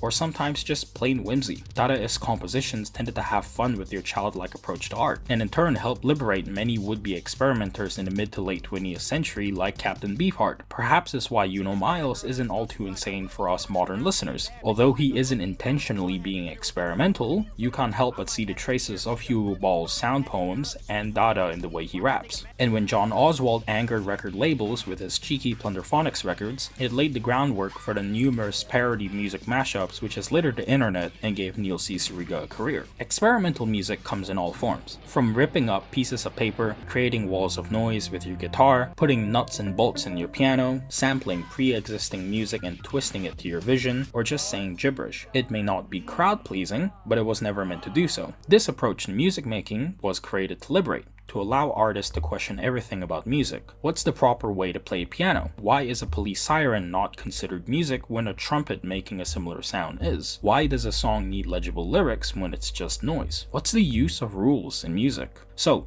burn your pianos, play some harsh noise, shout some gibberish, and mess around on the cheap Casio keyboard. Because even if you aren't intentionally being experimental, there's nothing more fun than screwing around and making noise. And that's that. Thanks everyone for watching. If you enjoyed the video, do leave a like and subscribe, or don't, I can't force you. If you want to support the channel, I have a Ko-fi page where you can donate, and I have a second channel where I upload music mixes, so if you want to hear what I've been listening to, you can subscribe to it. I also have an Instagram, so if you want to keep up with whatever I'm doing, you can follow me there. So yeah, I'll see you all around. I did like and I did subscribe. Yes, indeed. Prepared pianos, yeah. Burning uh, pianos. well, he really covered the history of it really well. Like Hmm. those pioneers, he got Stravinsky in there, love Hmm. it, Yep, yep. and he actually opened my eyes to some of this modern experimental that I didn't actually consider experimental. I just Hmm. thought of it as a genre per se, but I'm realizing, some of that Euro and synthesizer experiments that DJs, a Hmm. lot of them are starting to do, Right. are kind of going in the same kind of vein as the early, what do you call it? The futurist Sure. Futurist approach. movements. Yeah. Yeah. And there was new wave, there was no wave, there was a few Well, different fusion. specific. Hmm. Fusion was kind of a common theme anytime that, like, the jazz fusion in the middle of all of that was a big shift. Yeah. And, to me, there's also, some of the examples that we were seeing in the background. You see people who are, definitively making music and attempting to make music and just push towards noise. And there's others who just look like they're literally just making noise and trying to be non-musical. They're like trying too hard almost to make it a musical, to make it I not I musical. think I think the ones that are trying to find something musical in noise are the Yeah, ones that interest me the most. exactly. That's what I'm saying. Yeah. Like the sound of this scale saw feels like a synthesizer, and this Mhm. hammer feels like a drum. Yeah, and even the prepared piano where it's got all the, metal stuff in there, like they're still playing actual notes on the piano and it just you get something unexpected. Like you're hitting a C and you're I expecting to know. hear I a C, was but you get a C and some other stuff. I was a little conflicted when they started with burning a piano. I'm like, yes, that Yeah. probably is going to make a sound that's going to be Oh yeah. interesting, but I hate to see a musical instrument destroyed. When Yeah. I see like Pete Especially a piano Townsend like that. smashing guitars in the Who, or Mhm. I'm like, give it to a kid. Yeah. And I mean a piano, the actual soundboard in a piano, I mean, where the strings are actually connected, I mean, that's a big solid piece of metal. I mean, the See, grand piano, that's huge. I was the guy that threw nuts and bolts on my piano strings because you can Because do then you some hear them crazy rattling. Yeah. shit, but Yeah. I don't want to destroy Mhm. I did it. that a couple times. I actually, we had one string on. We've talked before about the grand piano, baby grand piano that we had that I was playing when I was a kid, and one string towards the low end would go out of tune, and so I had the tuning hammer to dial it back in. But I would sometimes like I left it on the strings accidentally one time and started playing, and like the first note was like, and it was like that metal, Magic. yeah, but no, it was like an aggressively wah, like what the hell was that kind of sound? And then it's like so I experimented on myself and didn't even know it. Like I had left something on the strings by accident and didn't notice till I went to go play. See, Angie expected that from you. Ah, see, it happens. But yeah, that was a good test. Like you start playing and you hear you're trying to play that one note and it's like and then there's three strings. Like the third one, you're like, ooh, like that's not right. You got to get that other one, get them all Yeah, knocked in. I had one problem key on my baby grand. It was the low A Mhm. because I used to use it so much. Yeah, And like, yeah. talk about the worst key of all 88 that I can't hit because it played three strings that are all over the place. Mhm. Yep, and like how close, if you kept going down, how far would you have to go to get from three strings to two strings? Like, were they getting fat yet at that point, or is it? Yeah, it was one of the low Yeah, end, like yeah. not the very lowest A, but the Mhm. one right after, which I used to double up my bass. So, I'm always hitting it with my pinky. Yep. And for us, I think it was also down that way. It was definitely a left hand, lower note, but it was one of the ones that was three strings, and I think one of the strings had already broken because it had two of them were going out, so one had already broken and we hadn't replaced it yet.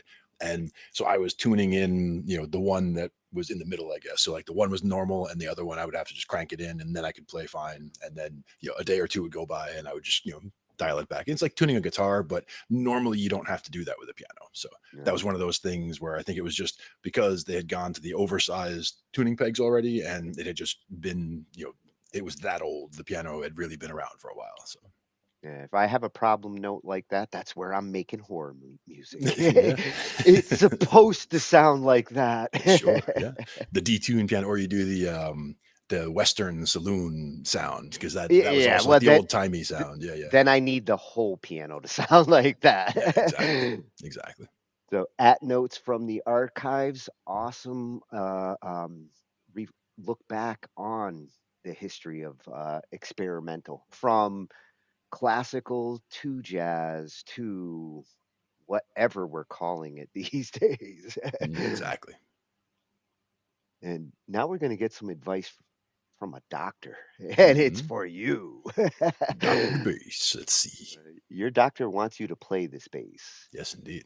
And this channel, back when we did our bass night part deux, Yep, yep. was one of the spotlights at Bass the World official. And I figured when you look at this, you're going to know why it's ergonomical. Yep. I basically see where it's resting on the leg there. I can see that resting on the other leg, it would also be comfortable. You see that it's a fanned fret bass, as far as if you see the nut at the at the far end there, it's diagonal rather than it being perpendicular to the neck. It's splayed out, and at the other end, same thing happens. The frets get more as you come down. Well, It and looks like, your we'll see. observation on the weight, because it's a headless, you're not having to exert as much. Yep. And that also comes down to where the balance point is. Like, some guitars are headstock heavy, where they'll feel like the head, like if you just let go of it, it would just start diving to the floor.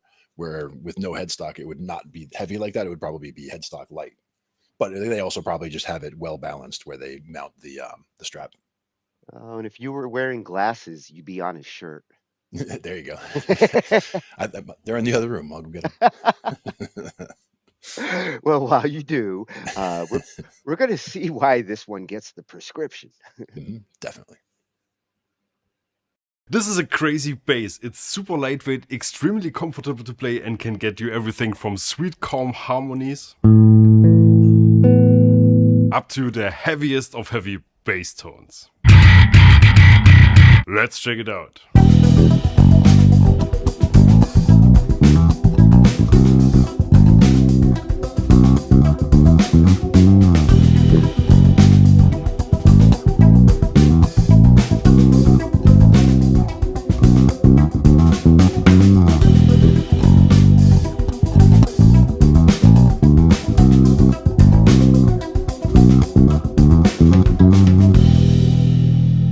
Hi you!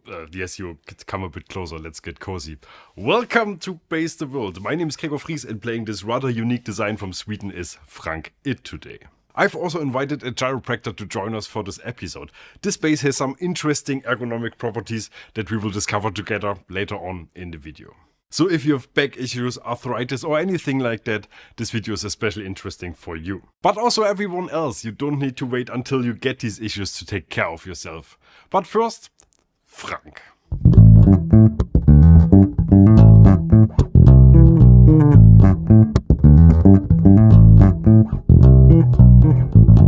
First things first, this bass weighs only 2.9 kilos, that's 6.4 freedom kilos for American viewers. That's great news for your back or your general posture, but again, let's discuss this later with Dr. Randall Kurtz. Lightweight basses have an issue. What you gain in comfort usually comes with a certain lack of low end. But as you've just heard, this bass doesn't suffer from this at all, which is mainly due to a modern sophisticated pickup system.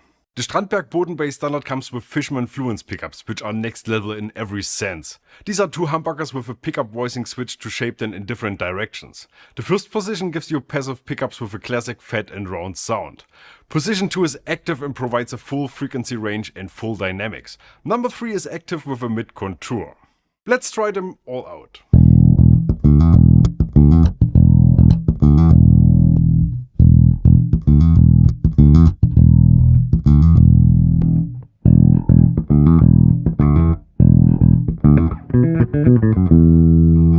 In addition, you can also pull the volume control out, which is this one here. You get these three sounds again, this time not as humbuckers but as single coils.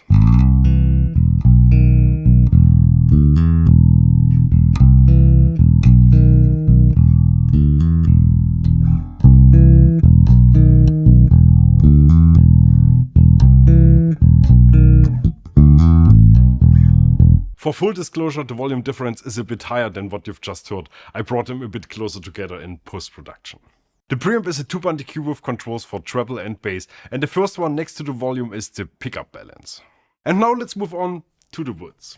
The body is made from American basswood and it has a flamed maple veneer on top, so it looks all pretty. The matte charcoal finish looks awesome, but you can get the Boden bass also in natural if that's more your thing. The neck is roasted quarter-sawn maple, reinforced with carbon fiber and walnut. The fretboard is roasted maple too, and it comes with 24 stainless steel frets plus 0 fret and a flat 20-inch fretboard radius. The best thing about these necks is Strandberg's so-called Endure neck profile, which helps you to play with a better left-hand position, but again, more about this later with the dog.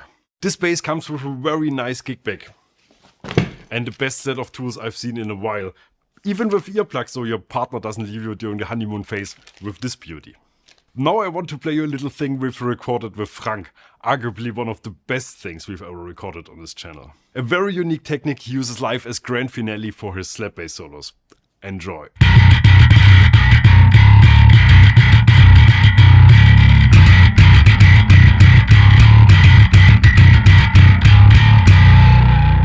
Damn, Frank, don't break the bass. I think I need something to calm me down again. Frank, something calm, please?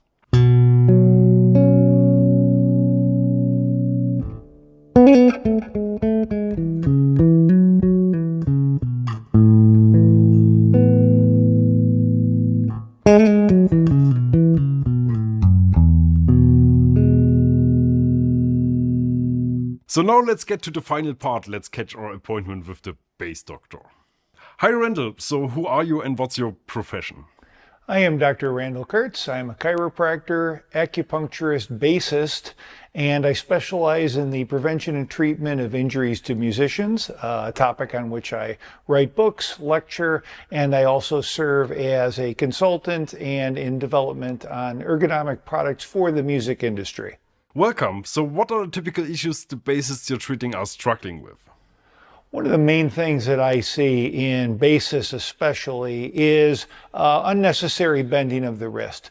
This is usually to navigate an instrument in a way that is really unsuccessful a lot of the time, simply because when a player bends their wrist too much, whether it's the right or the left, in order to play, they find a comfortable position, and that can lead to repetitive strain type injuries, pinched nerves, carpal tunnel, or just pain in the musculature, which affects everything on up the chain: elbow, shoulder, neck, eventually the back, etc. And that's on both sides. Okay, and why are these basses so interesting from your point of view? What makes them different? So what I really like about this Strandberg instrument is several things. It was developed with an ergonomic quality in mind for the musician to avoid things like what we just talked about, bending of the wrists, etc. Whether it's the right arm, first of all, it's incredibly light. As you can see, I am really putting no effort into moving this instrument around, but also the right arm, I'm able to follow this sort of fadeaway here, which allows me to be able to play in such a way that I'm not bending the wrist on the top of the instrument. The cutouts here enable one to be able to play in a sitting position comfortably. Many times with instruments, the best way to play is to put the instrument on this leg and have some kind of a stool, classical footstool or something, to raise the arm to put you in a good position for both wrists. In this case, you don't need to do that. You can use this cutout. You can sit there and practice scales or do anything you want, whether it's serious practice or whether you're watching television. Same thing here. You can put it on this leg. You can also put it on this leg if you wish, but you don't have to. It's not necessary because of the availability of these cutouts.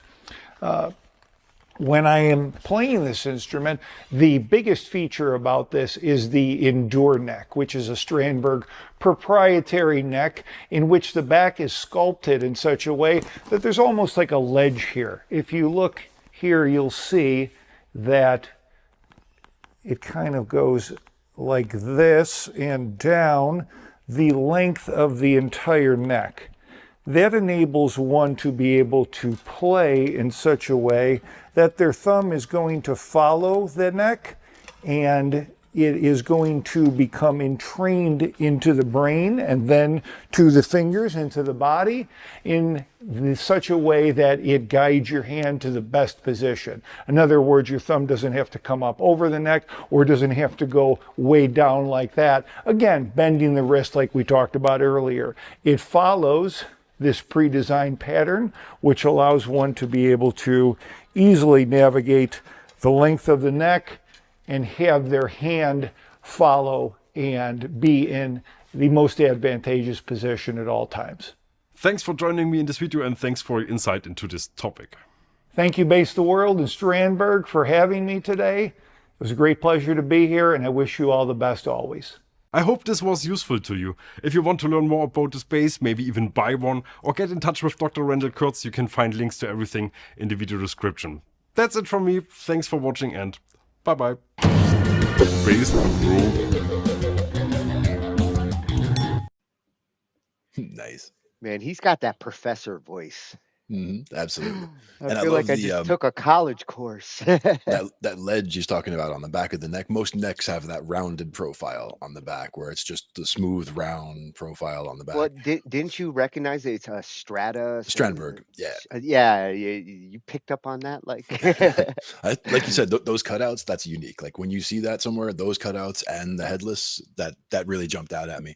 I'm not sure if they're all fan fret like that, where the frets kind of splay out instead of all being straight the whole way. That's one thing, where the different scale length on each of the strings, that way when they're this way, the fattest string is the longest and the skinniest string is the shortest. And as you're playing up the neck, when you're going to the thinner strings, the frets are a little bit closer together, so they're easier to get to at that point.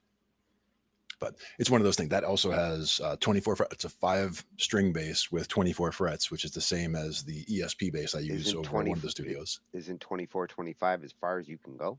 24 is, you could go further. I've seen 26, but like 24 is a full 2 octaves. So like the open string on the lowest string is a low B. So it's a low B there, and at the very middle is the 12th fret, and that's also a B. And then way up, the highest fret you can get to is also a B. So you gotta want to squeal up there. Yeah, and that's the thing, is I'm usually not, especially not the fat strings. I'm usually not playing the fat strings up that high. I'm usually using the fatter strings down at the low end, and then as I'm moving up to the highest notes that you can get to, you're on the skinniest strings and all the way up into the body. Yeah. Frank was definitely giving it some different variety. One technique I don't use a lot is the punching of the bass, because it just feels mean, you know? I mean, I get it, and I have used it as like at the very end of a song, like hit that one last note, and you just kind of thump with the hand, like, and you can you can drive that note a little bit further without there being another active, ping of the note. You just kind of build it back in from underneath. As long as you don't smash your bass afterwards, or do Nirvana-ish and throw it 9 feet in the air. Or Jocko and throw it at the drummer. Not a good okay, idea. the band is over if the bassist throws his bass at me. Well, Kenward Denard caught it, so it's okay. Good stuff. I bet you he's probably dealt with it at Bass the World Official. I bet you he's had a bass thrown or dodged it. And again, that one was so light. I think, what did he say, 6 pounds, 6.4 pounds? I mean, I know he was holding it like it was just and that's the thing, is, I mean, that's the way I hand my 5-string around, and my 5-string is way heavier than that. But I just grab it by the upper horn and just here. He's probably a giant just like you. Could be. Oh, there we go. Oh yes, for our last one, a toy that I would love to get my hands on. The drop. When I saw it, I had to go to the website, and when I saw the different controllers that they're offering, these are not your typical MIDI surface controllers. It's kind of like you're bringing a sequencer in physically. All of these are programmable buttons. They have a whole suite of different controllers. The one we're going to look at, the drop, that's the one making all the noise because it's got the sliders. But this whole solution is in my wish list. I can see why.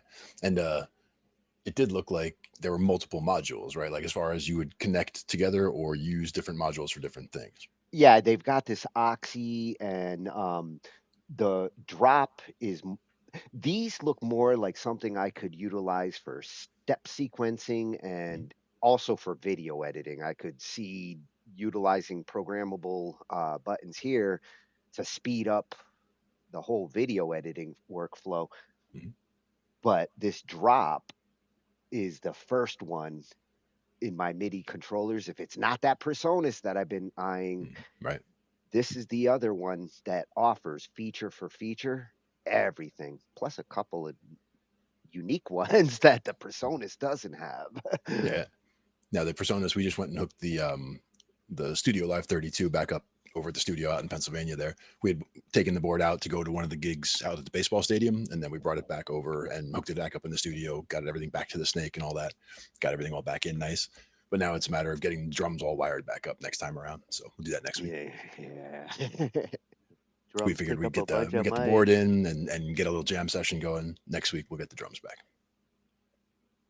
Now, I found this one in our feed of subscribed channels, the Midlife Synthesis. Nice.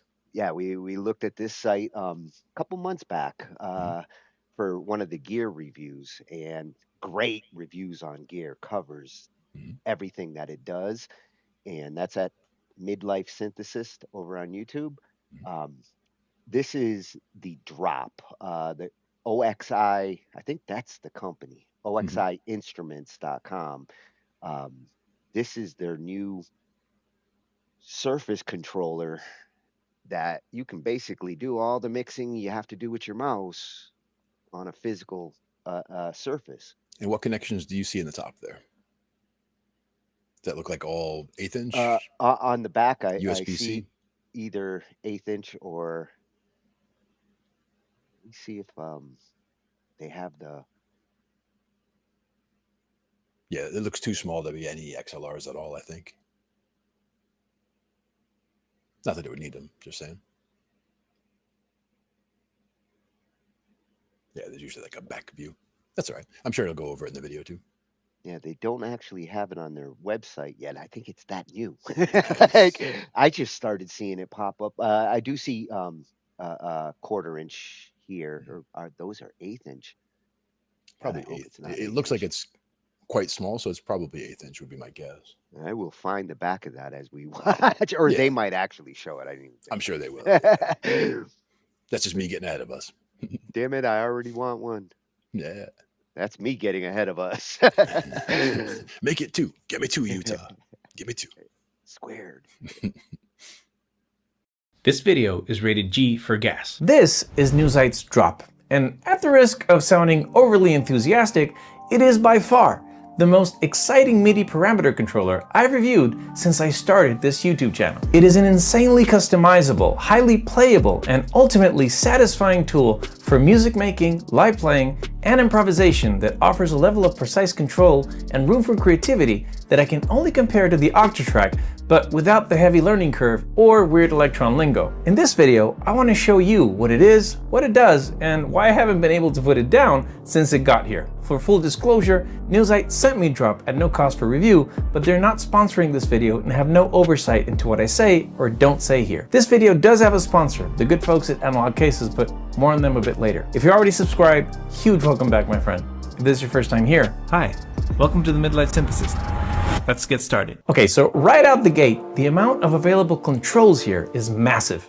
The Drop features 32 rotary knobs that double as push encoders, 8 buttons and 8 faders. However, you actually have double that amount since the Drop works with 2 layers, A and B, which operate simultaneously.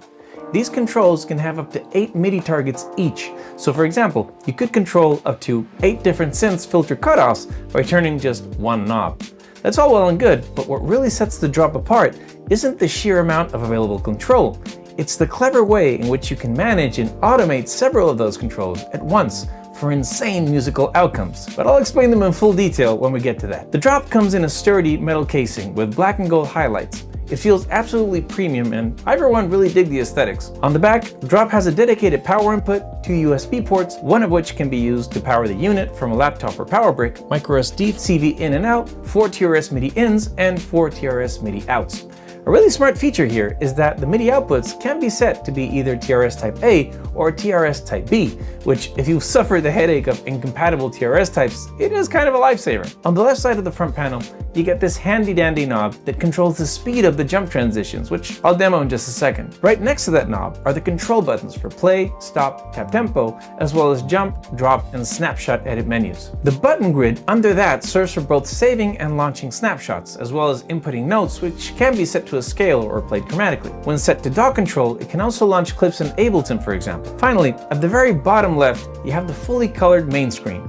The screen and the buttons surrounding it serve multiple purposes, such as letting you know where you are in the loop, when the next drop or jump is coming in, and also being your main interface to navigate all the many options that drop has to offer. The faders and knobs have no wobble whatsoever, and the rubber gives them a nice grip and feel to them. The entire unit feels like it was made to deal with heavy abuse in live situations, and it's a good thing too, because it's really easy to get carried away when you're jamming on it. With so many physical controls here, a very understandable issue would be that you can't control all of this with just 2 hands and 10 fingers.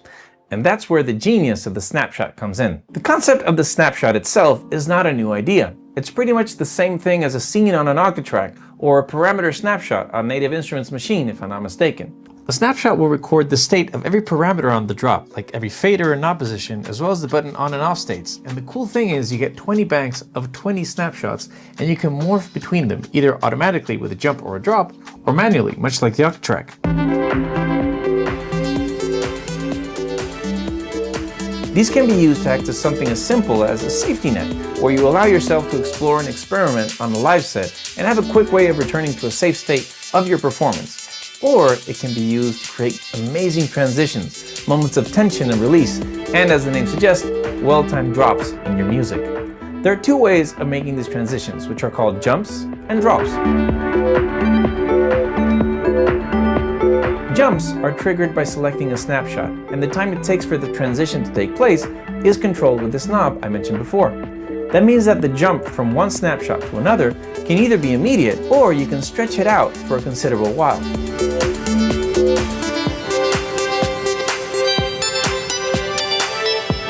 The drop is a jump or transition that can be pre-programmed and is immediate. A drop will always override a jump, and you can set it as a single drop or have it repeat to a desired length. This means, for example, that you can have it set up to return to that safe spot every 4 bars and go nuts tweaking parameters in the meantime, all the while knowing it will always return on your designated beat to the safety zone. You can also change snapshots to be triggered in a specific order, so you can have everything going down, the filters cutting everything off, and then everything comes back up again. So effectively, you can plan out entire songs with transitioning parameters. Hey, you there. Yes, you. Are you tired of playing your synths in your dusty old studio all the time? Well, worry no more and break free with Analog Cases. Analog Cases makes custom cases that are both comfortable and stylish. They have cases for everything from sensible analog polysynths to tiny overpriced groove boxes and beyond. Take your music wherever you go. With Analog Cases, we got you covered. Analog Cases does not recommend taking your synths into molten lava or into endoscopies. Thank you so much, Analog Cases, for supporting this channel and helping me keep the lights on. Now, back to the video. I don't know about you, but one of the main reasons why I shy away from MIDI controllers in general is that initial setup usually feels like just a ton of work. Thankfully, the folks at Newsite must feel the same way, because the setup process here feels dizzyingly fast thanks to a few quality of life features. First is that it comes pre-packaged with a large amount of instrument MIDI CC libraries. You'll find most of the fan favorites in here, like the R2R Microfreak, pretty much all the Electron boxes, the Novation Peak, and so on and so forth. After adding an instrument, you then proceed to mapping, which in this case literally means twisting a knob or pressing a button, and you can just start looking for a destination within that CC bank of that instrument. To make this process even faster, you can move or copy a knob or fader onto another knob or fader and just change the target. For example, look at how fast I can assign fader volumes for all 8 tracks of my OPXY by just copying and pasting my settings. The drop also has MIDI Learn, which means that even if your synth is not on this list, you can easily map out the controls if your synth knobs put out MIDI messages when you're turning them. The rotary knobs are highly customizable in how they behave, such as line from center, line from left, or stepped. Clicking these same rotary knobs can also be customized to toggle, reset to middle, reset to left or right, and so on. Even the sensitivity of the knobs can be adjusted to very fast, very precise, or something in between. Same goes for the faders that give you the option of setting a maximum and minimum value, as well as stepped and smooth lines and multiple curves of behavior that you can choose from. Another great thing is that you can name everything directly on the drop without need to hook it up to a computer or additional software. And when you turn or push your controls, the screen here will let you know what you're doing. This is especially useful when you want to return to an old project and aren't really sure what control was doing what at the time. The drop also acts as a MIDI router, and you can select multiple inputs like an external MIDI keyboard or the Oxy1 or the Apex as sequencers and route them to different synths using the same MIDI channels, thanks to the merge function. Merge makes your synths only listen to certain inputs and ignore the rest. Within that merge, you can also select what MIDI channels should be listened to, as well as which ones should be ignored from that same input. Well, you might be thinking, wow, that sounds pretty complicated. And yeah, it can get pretty complex pretty fast, but I feel it's important to note that with the level of complexity that the drop can handle, the UI could have easily been a convoluted mess with an insane learning curve and just be a real headache to operate. This is very much not the case with the drop, and I have to commend the team at Newsite for making this feel so approachable. The end result of all of this is one of the most rewarding ways to play with your synths that I've ever experienced so far. I have turned the simplest loops into dynamic and ever-changing set pieces that I can just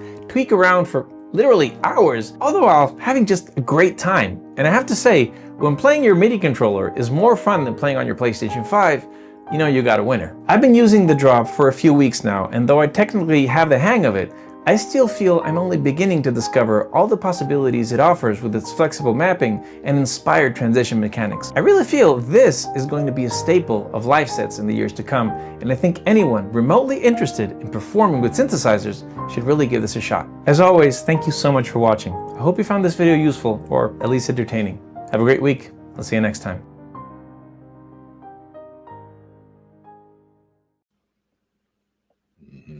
Extremely useful. Yeah, and like you said, easy to configure. I mean, that just looks extremely approachable was a good term. Yeah.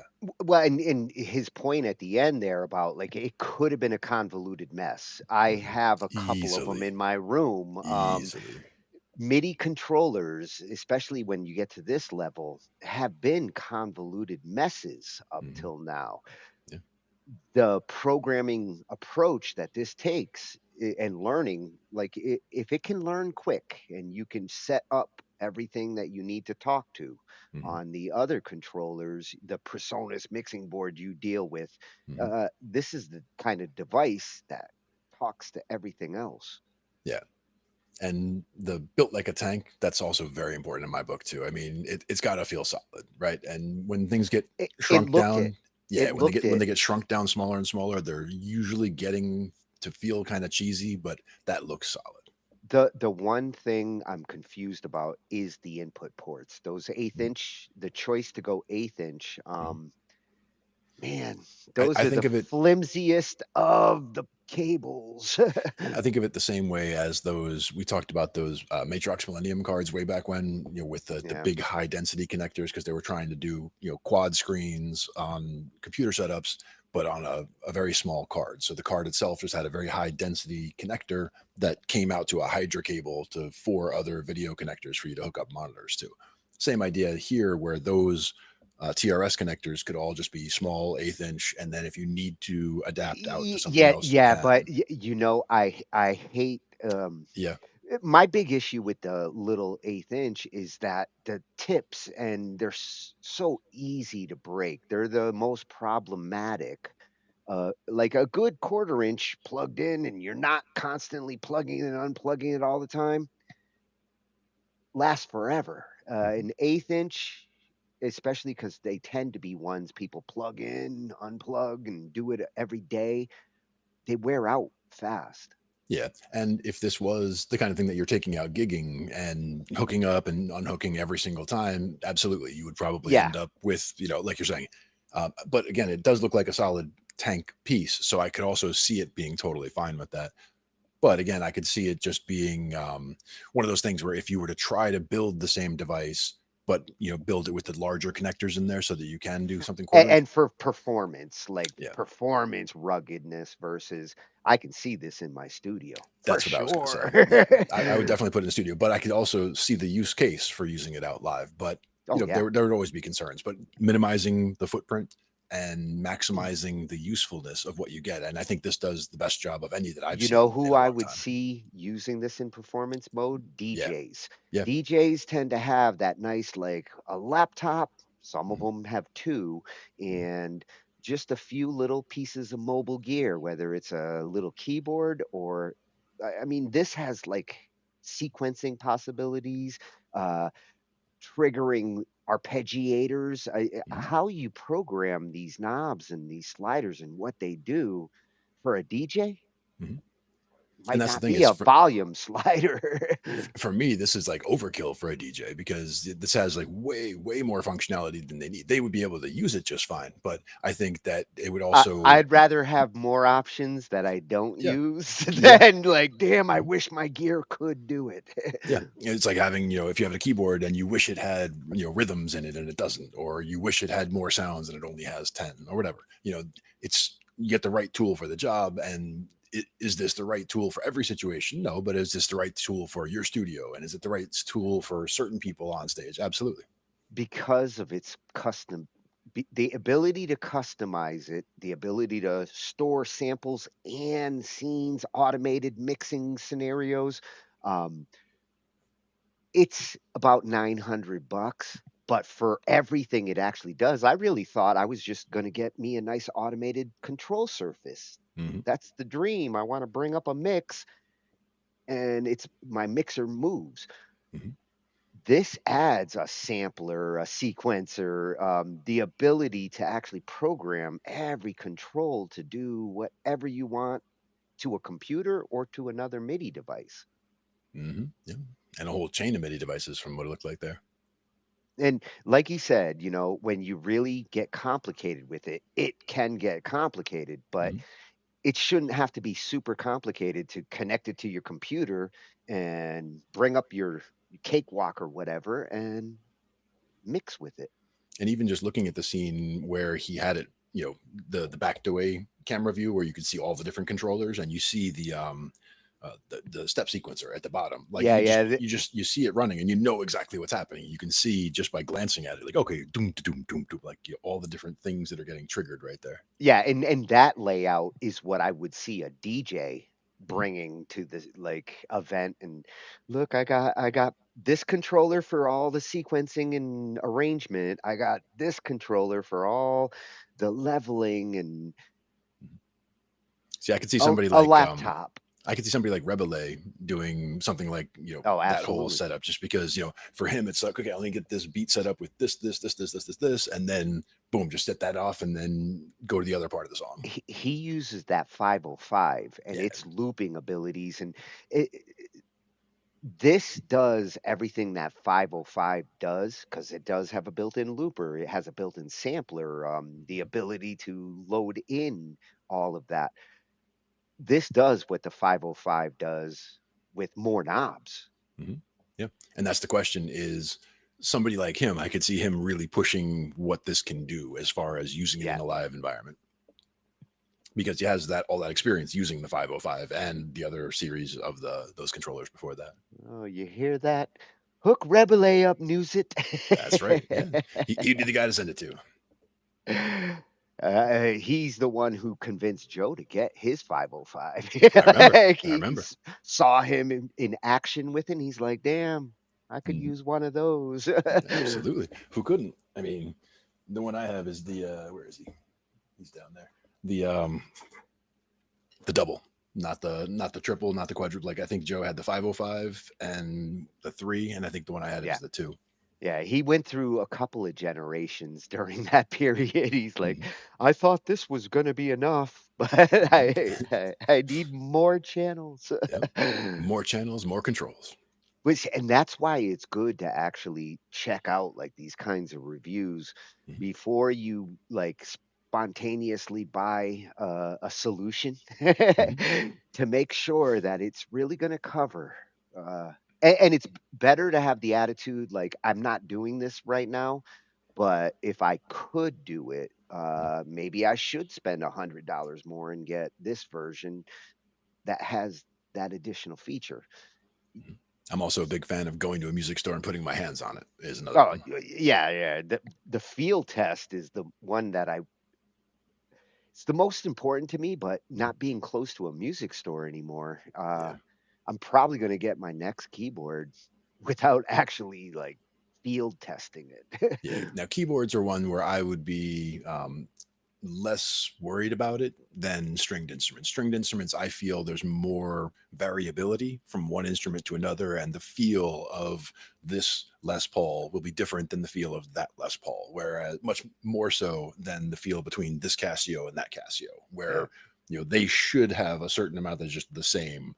I'm When it comes to I'm that. more likely because for my weighted piano Yep. feel, I'm more likely to stick with Roland because the last two weighted keyboards that I've had, they served, and I did test them for 6 months before I bought it. These other MIDI controllers, I mean, you can get 88 good weighted keys for so cheap now that if I did spend $200-300 for one of those just for the keyboard feel, I'm not super fussy with that. That to me, that's a secondary It's keyboard. a controller, yeah. The idea is for the feel, so you can get that very soft sound by playing very gently, and you can get that very heavy sound by really pushing down those keys. If God forbid something fucks up on the F8, then at least I got a backup keyboard if that A starts doing that weird shit again. You can drive it from another keyboard, yeah. Like using a dumb terminal to drive the main computer. Yeah, I actually drive this Phantom from the weighted keyboard because I like those keys better. Sure.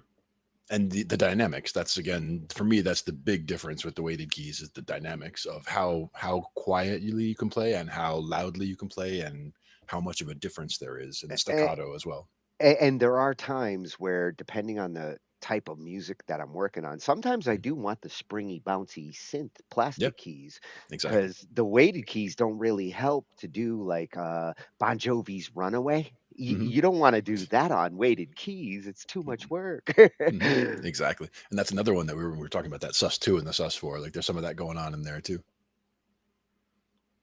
Oh, we're gonna have a sus night. I'm augmented, diminished. It'll be a combination of adjustments. There you go. I like it. The altered chords night. Yeah, the weird chords. Maybe we can incorporate some of that next week. Next week, being that Halloween's going to be the day after, we're going to look at some weird shit. Weird effects. What effects can you use to make shit sound spooky? What sounds, patches, notes. Oh, yes, we need a scary Glenn laugh. The scary giggle. Well, now give me a mwahaha. Like you're about to. Yeah. We'll be back next Thursday with some spooky time talking shh. No. I.T. I said shh. Night, everyone. Take care. We cover digital audio workstations and music tools. We explore theory, gear, and MIDI too. How to arrange, compose, and the art of arranging. Taking a look at AI and how the times have changed. On a PC or a Mac and even with a mobile device, we'll be talking about it all every Thursday night. From software to plugins and synths that entice. Dive deep into tech and let creativity take flight. Talkin Shhh I.T. We're talking Shhh I.T. Come and join in and have some fun. It's highly educational with a lot to learn. From bedroom producers to seasoned pros, we're breaking